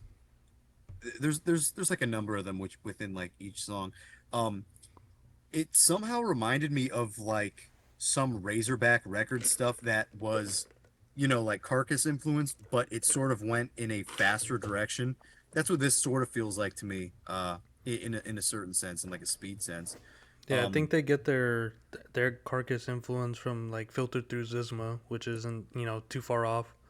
no, But but I'm specifically talking about like some of those faster parts with like tremoloed chords rather than the doom doom doom doom doom doom doom mm, doom doom where they're like holding oh things. yeah, Um, One band in particular that I was checking out today that totally fits is a band that I think a lot of people have heard of, but probably haven't checked out very much. Band called Necro Drunks. Are you guys familiar with them? I don't think Seems so. like it would be. It seems like it would be a really With a K, like a right? cheat. Yeah, with a K. Necro Drunks. Seems like it would be a cheesy kind of ghoul thing, but I was listening to. I think it was their second album, but it's actually like pretty fucking sophisticated and awesome. I think it's Tyrants of no, not Tyrants of Toyland Music. Absolute filth. Absolute Filth. No. That's not even. That's not it. That's not it. That's their second album. Which one was it, man? I was listening to Lavatory Carnage, Lavatory Carnage. third album. Yeah, third album. Oh, you know what? Yeah, I remember this logo for sure. A sticker of that logo somewhere. Um, yeah, dude. You guys should check this out if you like. It's more gore soaked and it's more like you know, regular death metal, but it still has the speed and the at least interesting riffing that Corpse has when it comes to the faster parts. Where but this band is kind of doing something on its own. It's not totally like Splatterhouse or like Lord Gore or Yeah, like Fornicator or something. but You know what else? I It was, sort of reminds me of too the Corpse faster parts. The I think the last album that Abscess did, forget what it's called. It's one with the walking eyeball on it, but there's stuff like that on there that you just wouldn't expect from death metal. It's got sort of the black metal tinge to it, mm, especially the song. I think it was called like "What Have We Done to Ourselves" or something. well, I was gonna say that I can see. Oh no, I was gonna talk about the intro riff where it just starts with the like and then Oh, they just Dino, Danu. Dino, Dino. Yeah, and then it goes into just like it builds onto that riff, and then it just keeps going and going, and then when the main riff kicks in, it's like using those same notes, but then it goes into like these bluesier, making it longer, with like the bluesier notes that they chose, and getting into like a DB punk drum beat, and yeah, I just thought that was like such a great way to introduce a song because I tend to hate a lot of bands that they'll like do like an intro like then I go Yeah, but you don't dun, hear intros like that often. yeah, then they go dun dun, and then I go tss, tss, tss, and like start the song like Yeah. that's kind of it's dumb. Well, it sort of reminds me It's like of theatrical or something, but yeah, like these guys like actually use parts of riffs that they're gonna be introducing later on, yeah, which is way more sophisticated than like doing something that's so departed from the rest of the song.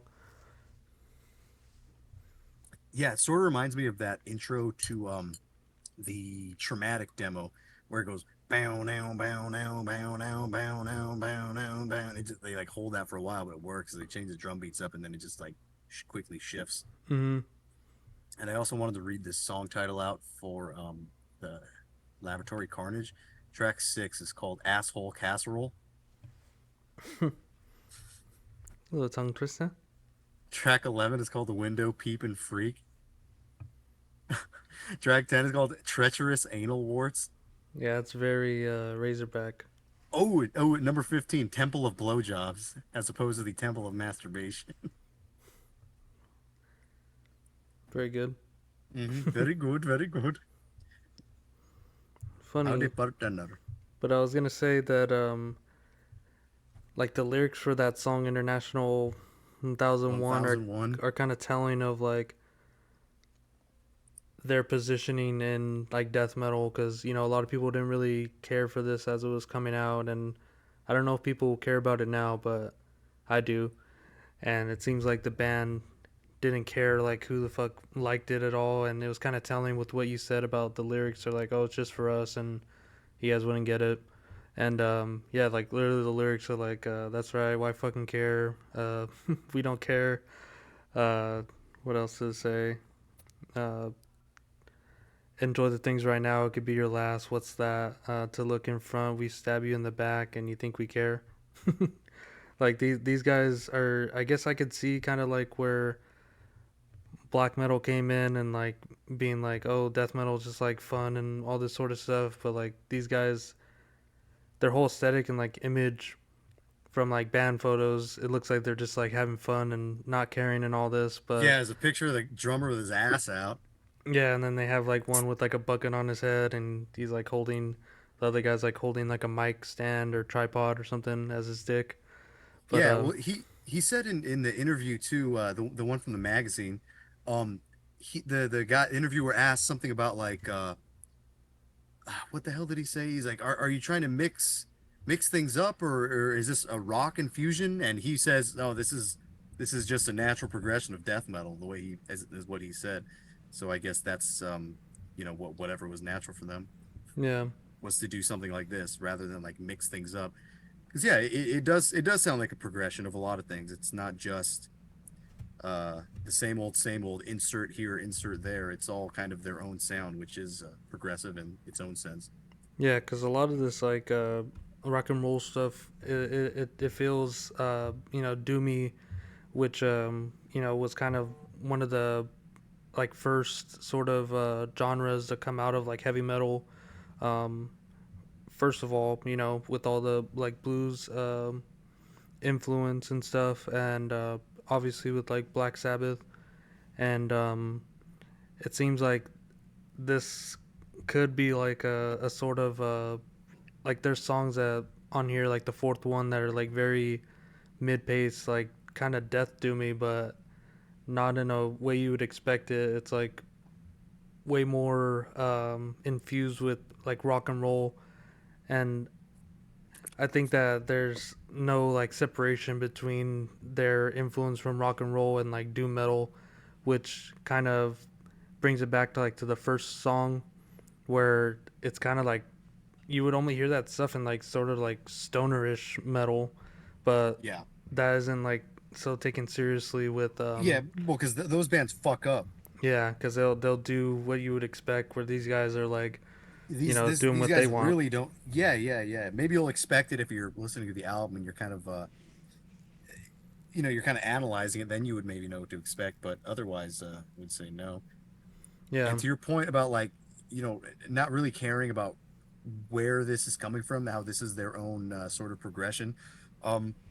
Yeah, I mean, I sort of see where they're coming from there, where it's like they like the death metal stuff and the 80s thrash and also the 70s rock, and to them that's more all of just heavy music rather than these separate things that don't belong together, which is what we get here, kind of a combination of who they are as like musicians, and where they're actually coming from. yeah. It seems like they just honestly are not limited. Even Yeah, with their like it's first honest. album, they're like they're being multifaceted, multidimensional musicians rather than like let's sound like this other band that is like us, or like from the scene, let's sound like bands that we play with shows with and shit. It's like, no, these guys just want to do what they want, and I honestly don't think they give a fuck if you like it or not. They don't give a shit. They don't give a shit. But I do. Because Do. this is like a perfect album, and bringing it back again to listen to for the first time, I kind of get the album title. The Revirgin. Yeah. But you guys want to get in some final thoughts? Were we gonna do one more track or no? Yeah, let's do it.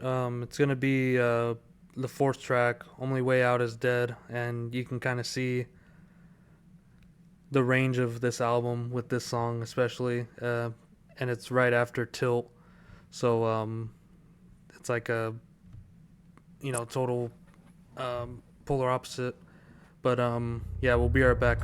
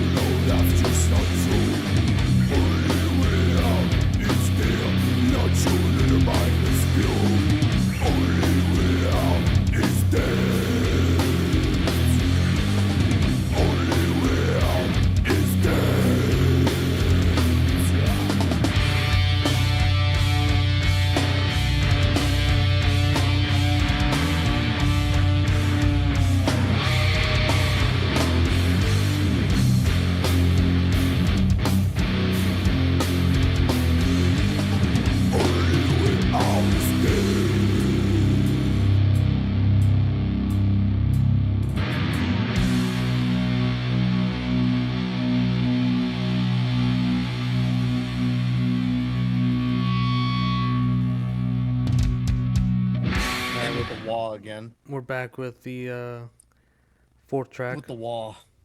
The Only Way Out Is Dead. And this is where you hear a lot of that like doomy side of it, which sounds a lot like crowbar riffs in there. And you got into a conversation about like this being like you can only find that like nowadays, not in any like death and roll bands because there's none, but like in stoner metal, which is a really gives this sort of riffs a bad name because they're actually really good. But yeah, I was gonna say that they don't smoke, but this band for sure took some shrooms, opened up their minds. Love shroobs. But Oh, we had been talking about whether or not this album overstayed its welcome or not. yeah, because it's a long one. And like what, just 45 minutes or so. Yeah. I had said that maybe if they'd cut out 2 songs, it would have made the whole album a bit more concise. But honestly, maybe just making the song a bit shorter. Yeah, this song we only needed half of this song. I think that would. I mean, it's a good song, but it it didn't does need to be drag as long on, as it was. More a little more too much repetition, I guess. Kind of, yeah. Yeah. But man, those fucking riffs were like you only find that in Crowbar, I think. Well, I mean, you're right. You used to find it in death metal. When I was listening to it originally, I heard stuff that like some of the breakdowns, Edge of Sanity. I heard some of the Edge of Sanity breakdowns, and like probably like Purgatory Afterglow, and then what's that other one? The really long album, Crimson, I think. Yeah, Crimson's great. A band called Monkey Mush, who I think featured members of Entombed, kind of did things like that. And also a band we covered before, Leukemia, which was also like a Dan Swano thing. There's a ton of Yeah, really I was thinking of groovy shit. Leukemia when I was listening to this. Yeah, same here. Especially the third album, The right? Dan Swano groove. The Swedish groove. Yeah. And these guys, I think, are definitely listening to a lot of Swedish death metal. And Fred, you were right. You said Gorefest is all over this fucking song. And Yeah. you're right. And like I said, yeah, one of the guys when is he wearing a wrong? Gorefest t-shirt. Fred, I don't know. I don't know when he's wrong. Next time he is, I'll point it out because I can't think of a time right now. Been here for a long time. Been here for a long time It's thinking. happened once or twice. Well, once maybe. Well, there you go. You're wrong right there because it hasn't. Once maybe. Oh, darn it! It happened again. He spanked me again. Oh no!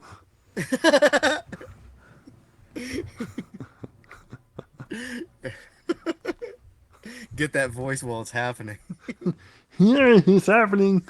Well, you sound like that guy Opie from Family Guy when he like puts the pencil in his ear. I thought it was more of a Kermit kind yeah, of. it's Kermit for sure. Clean your Oh room, no, bucko. guys! When Hey, you Fred, better clean your room, bucko. dang, when Fred hates what he or becomes what he hates, a Muppet. When A when puppet? Fred becomes so numb. I've become so numb. Do the I can yeah, there you go.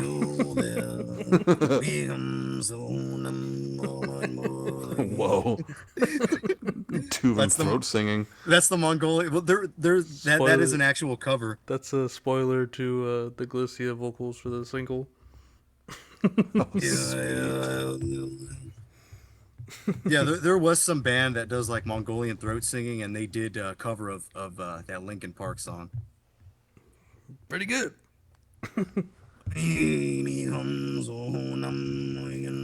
I don't know why that's so funny to me. A cover of that being covered in Linkin Park. Have you guys ever seen that Mongolian guy? He's up on a mountain and he's like playing a little fiddle Yeah, thing. yeah. One of the comments says like it said plot twist. He's actually a giant sitting on 2 mountains. And if you see the way it looks, it actually looks hilarious. If you look up Mongolian throat singing, it'll probably be like the first video, and you'll see him sitting on the mountains. You'll see a giant sitting on mountains. Huh. You see him? Not yet. Hang on, we're in there. It would help if I could spell Mongolian right. Mongolian. Think of Mongolian grill. Yeah, I see him. He looks like in a He's a like giant Rock on a Lee. mountain. Looks like Rock Lee. Oh yeah. Does look like he's sitting on a mountain, like a big mountain. Like I know he's at the top of a mountain, but it looks like he's sitting on an entire mountain. Yeah, the As a giant. perspective. That video is awesome. If you haven't seen it, by the way, Fred, this guy freaking rules. The Put dude that in in your green. like. The guy in green. Put that in Yeah. your liked videos and smoke it. Take it, but take it easy. Yeah, take it easy, man. All right. Final thoughts. Hmm? Got to put this corpse to bed. Put it to rest. You could have said just bury this corpse. Like, Yeah, it's time to bury this corpse. who puts a corpse to bed? Put Well, a he's corpse dead. to- Better put him in bed. Well, we Oh, it put a rhymes, I corpse guess, to maybe. bed on the Twilight Zone. All right. Dango. Dango.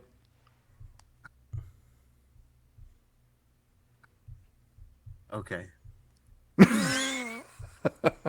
Fred just fucking wheezed. Did you hear that? You're like, sounded like one of my tortoises hissing at me. Wait, you have tortoises? Yeah, I got a bunch of them. I'll take a video of them tomorrow. What is it, the Americans and turtles? Oh my god. Like, Austin What's from up with these Vacuous Americans and all their turtles? What's up with that? Austin from Vacuous Depths has a tortoise in his backyard too. Oh, cool, man. Yeah, That- I got like fucking 10 of them. That doesn't happen in Canada, I guess, because we get snow. Yeah, it gets a little chilly in the wintertime and then they hibernate. Eh. But they've been out for a little while. Yeah, but California, a little chilly, is not Ontario kind of chilly. Lake Ontario. No, it's not. Okay, all right. I'm giving my thoughts here. Well, I suppose I can start off with this idea here. The idea that there isn't really an like you were saying, Paul, like we've all discussed at the beginning of this. There really isn't an oversaturation of good death and roll bands. There we go. There's like a handful, and they're all from Sweden, Finland. except for this one. Did I say? And all the Sweden? ones from Sorry. Sweden went, oh, that Sorry. was a mistake, and It then was a went mistake. back. I meant from Finland. All the ones from Finland, and then plus this one. And I'm damned to find another one that's really in the same league. Dominus is close, but Dominus is a little bit different. That Dominus album is good, but it isn't. It doesn't quite touch the same atmosphere as Korpse or Bekeni or Zizmo or Convulso or Paroxysm, which isn't really death and roll, but it's still kind of. Yeah, mush them in there. And I think that's fine. I mean, it's all experimental stuff. That's the point that like I'd like to drive away with this kind of fucking thing. All this stuff is experimental. All that death and roll had something else going on besides Bekeni, but that kind of is experimental in its own sense with like keyboards and lady vocals and implemented in a fucked up way.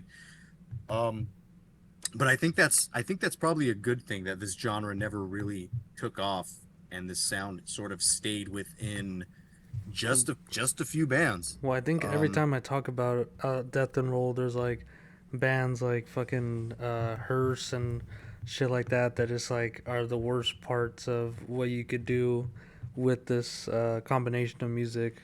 It's like literally like sounds like the 6 feet under or 6 feet under covers of like fucking AC/DC and shit. It's horrible. Yeah, but anyway. Well, yeah, like I was saying, I think it's cool that it is that way.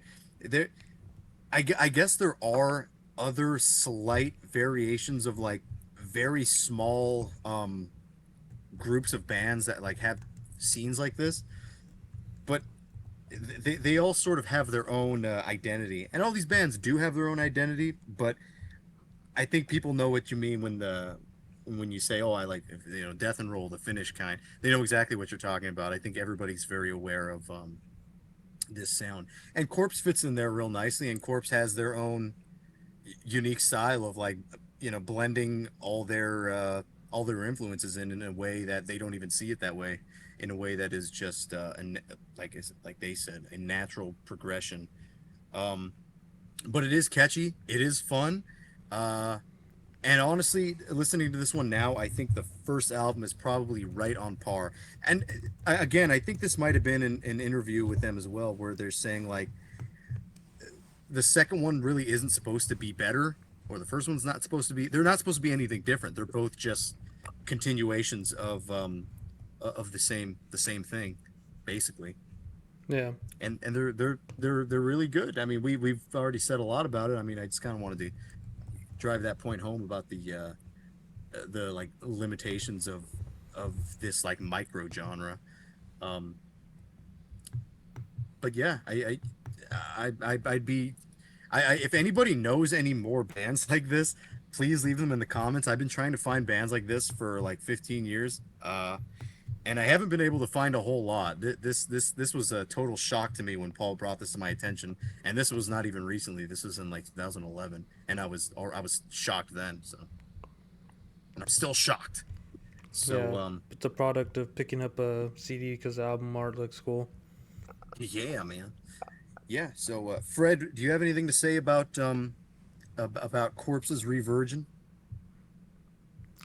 I still don't know what that album title is supposed to mean. It's Um, let's see, Revirgin. I guess that means like become a virgin again. I guess that's the best thing I can come up with too. born But again sort of thing. but yeah, in any case, like I think the fact that it's a death and roll album that I actually like kind of says it all. It's not really a genre that I dip in too much. Um, and it's weird how so many different scenes kind of ventured into it in like the mid 90s, I guess. And And only one was successful. yeah, well, because like I said, like the Swedish bands, like they kind of went into it, and then after like one or two albums, they're like, "Whoop, fuck, that was a mistake. Let's go back to what we were doing before." Yeah, and plus when they did it, everyone frowned. Yeah, because it wasn't fun. No, it wasn't Um, good. Finland is fun. Corpse is fun. Everything Finland else is just, like sort of not that fun. yeah, no, Finland just did Finland. Like I don't even know how else to describe it. I could lay They're on the their, beach and listen to Nucleptia. I can yeah, sit on the rock, listen to that. like they are in their own dimension. Like I don't know what is in the water in Finland, but yeah, Piki. this one really drips of a more Finnish sound in from that approach. And since they pulled it off well, then I guess by de facto, so did these guys. And they do. The only real criticism I can level to this album, like we already said, it's a bit long for what it is. But That might be okay because you don't get anything after this. yeah, no, I guess. But I mean, like, if it was simply a matter of one or two songs being shorter, then that would have been fine. But that's not a huge criticism. No, solid album. That's a good pick. Your favorite pick of mine or what? Yeah. No. Well, what was your favorite What? pick of his? I don't know. I need to go. Like, we've done almost 60 episodes now. I'd have to go back and. Ramlord. I remember, like, one of your first picks, Mental Home, was really good. Yeah, that was number one. That was episode 1. Kind of. Dang it, I haven't One hit for. anything good past that. And that was it. The So rest what of was your Paul's high picks point? Yeah. have been a blur. I peaked early. When we did that episode, I said I didn't like that album that much, but actually listened to it maybe like a month or two ago, and I like it a bit more than Yeah, when we'll we. do a revised episode of that. We'll get everyone's true opinions. Well, maybe I we just can do like the next Mental Home album, like on episode 700 or something. Yeah, there I you go. just scrolling back through some of our episodes. I mean, Uh-huh. Ramlord definitely wasn't it. Wotan Norden was no, that wasn't Paul's pick. That was your pick. Right. uh, Appalling Spawn's really good. Yeah. Yeah, Did the yeah. pick. Blood Revolt's probably one of the damn best bands ever. Mm-hmm. Hakujo was really good as well. Namacon. Yeah, great band.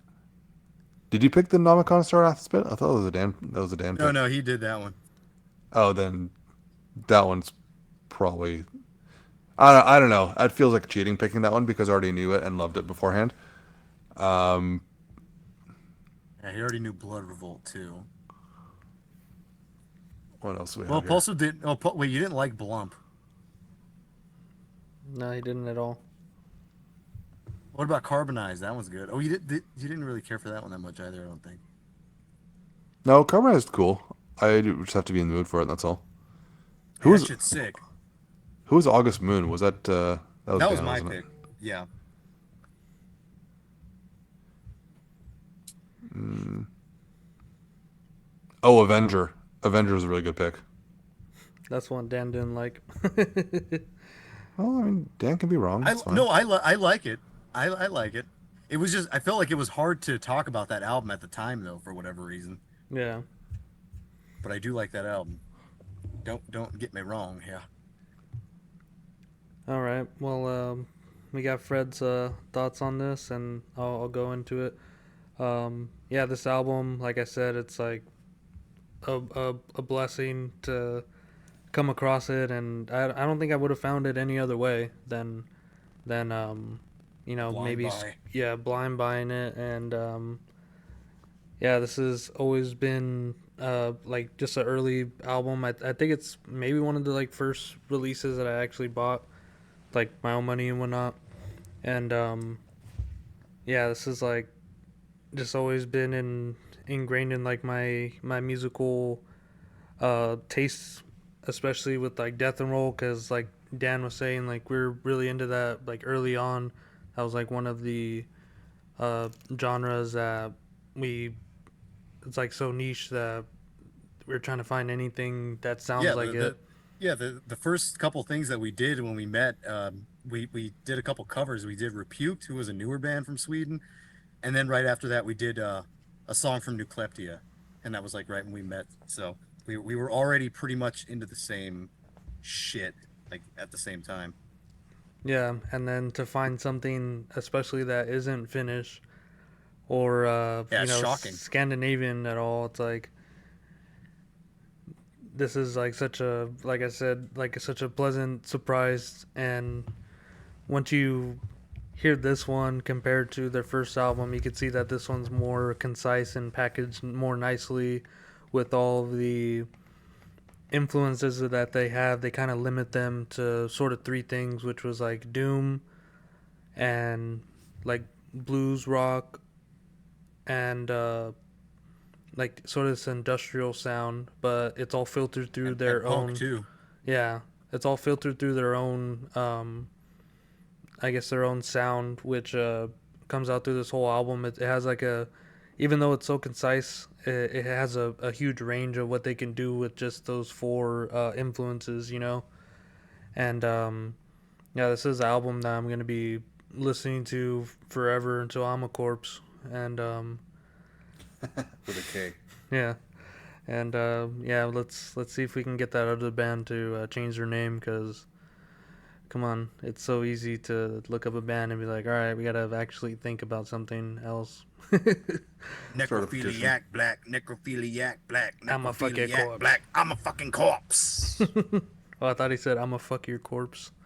Yeah, whatever works. Yeah, but yeah, I've yet to hear another album that's like outside of Finland that sounds like this. I guess close is like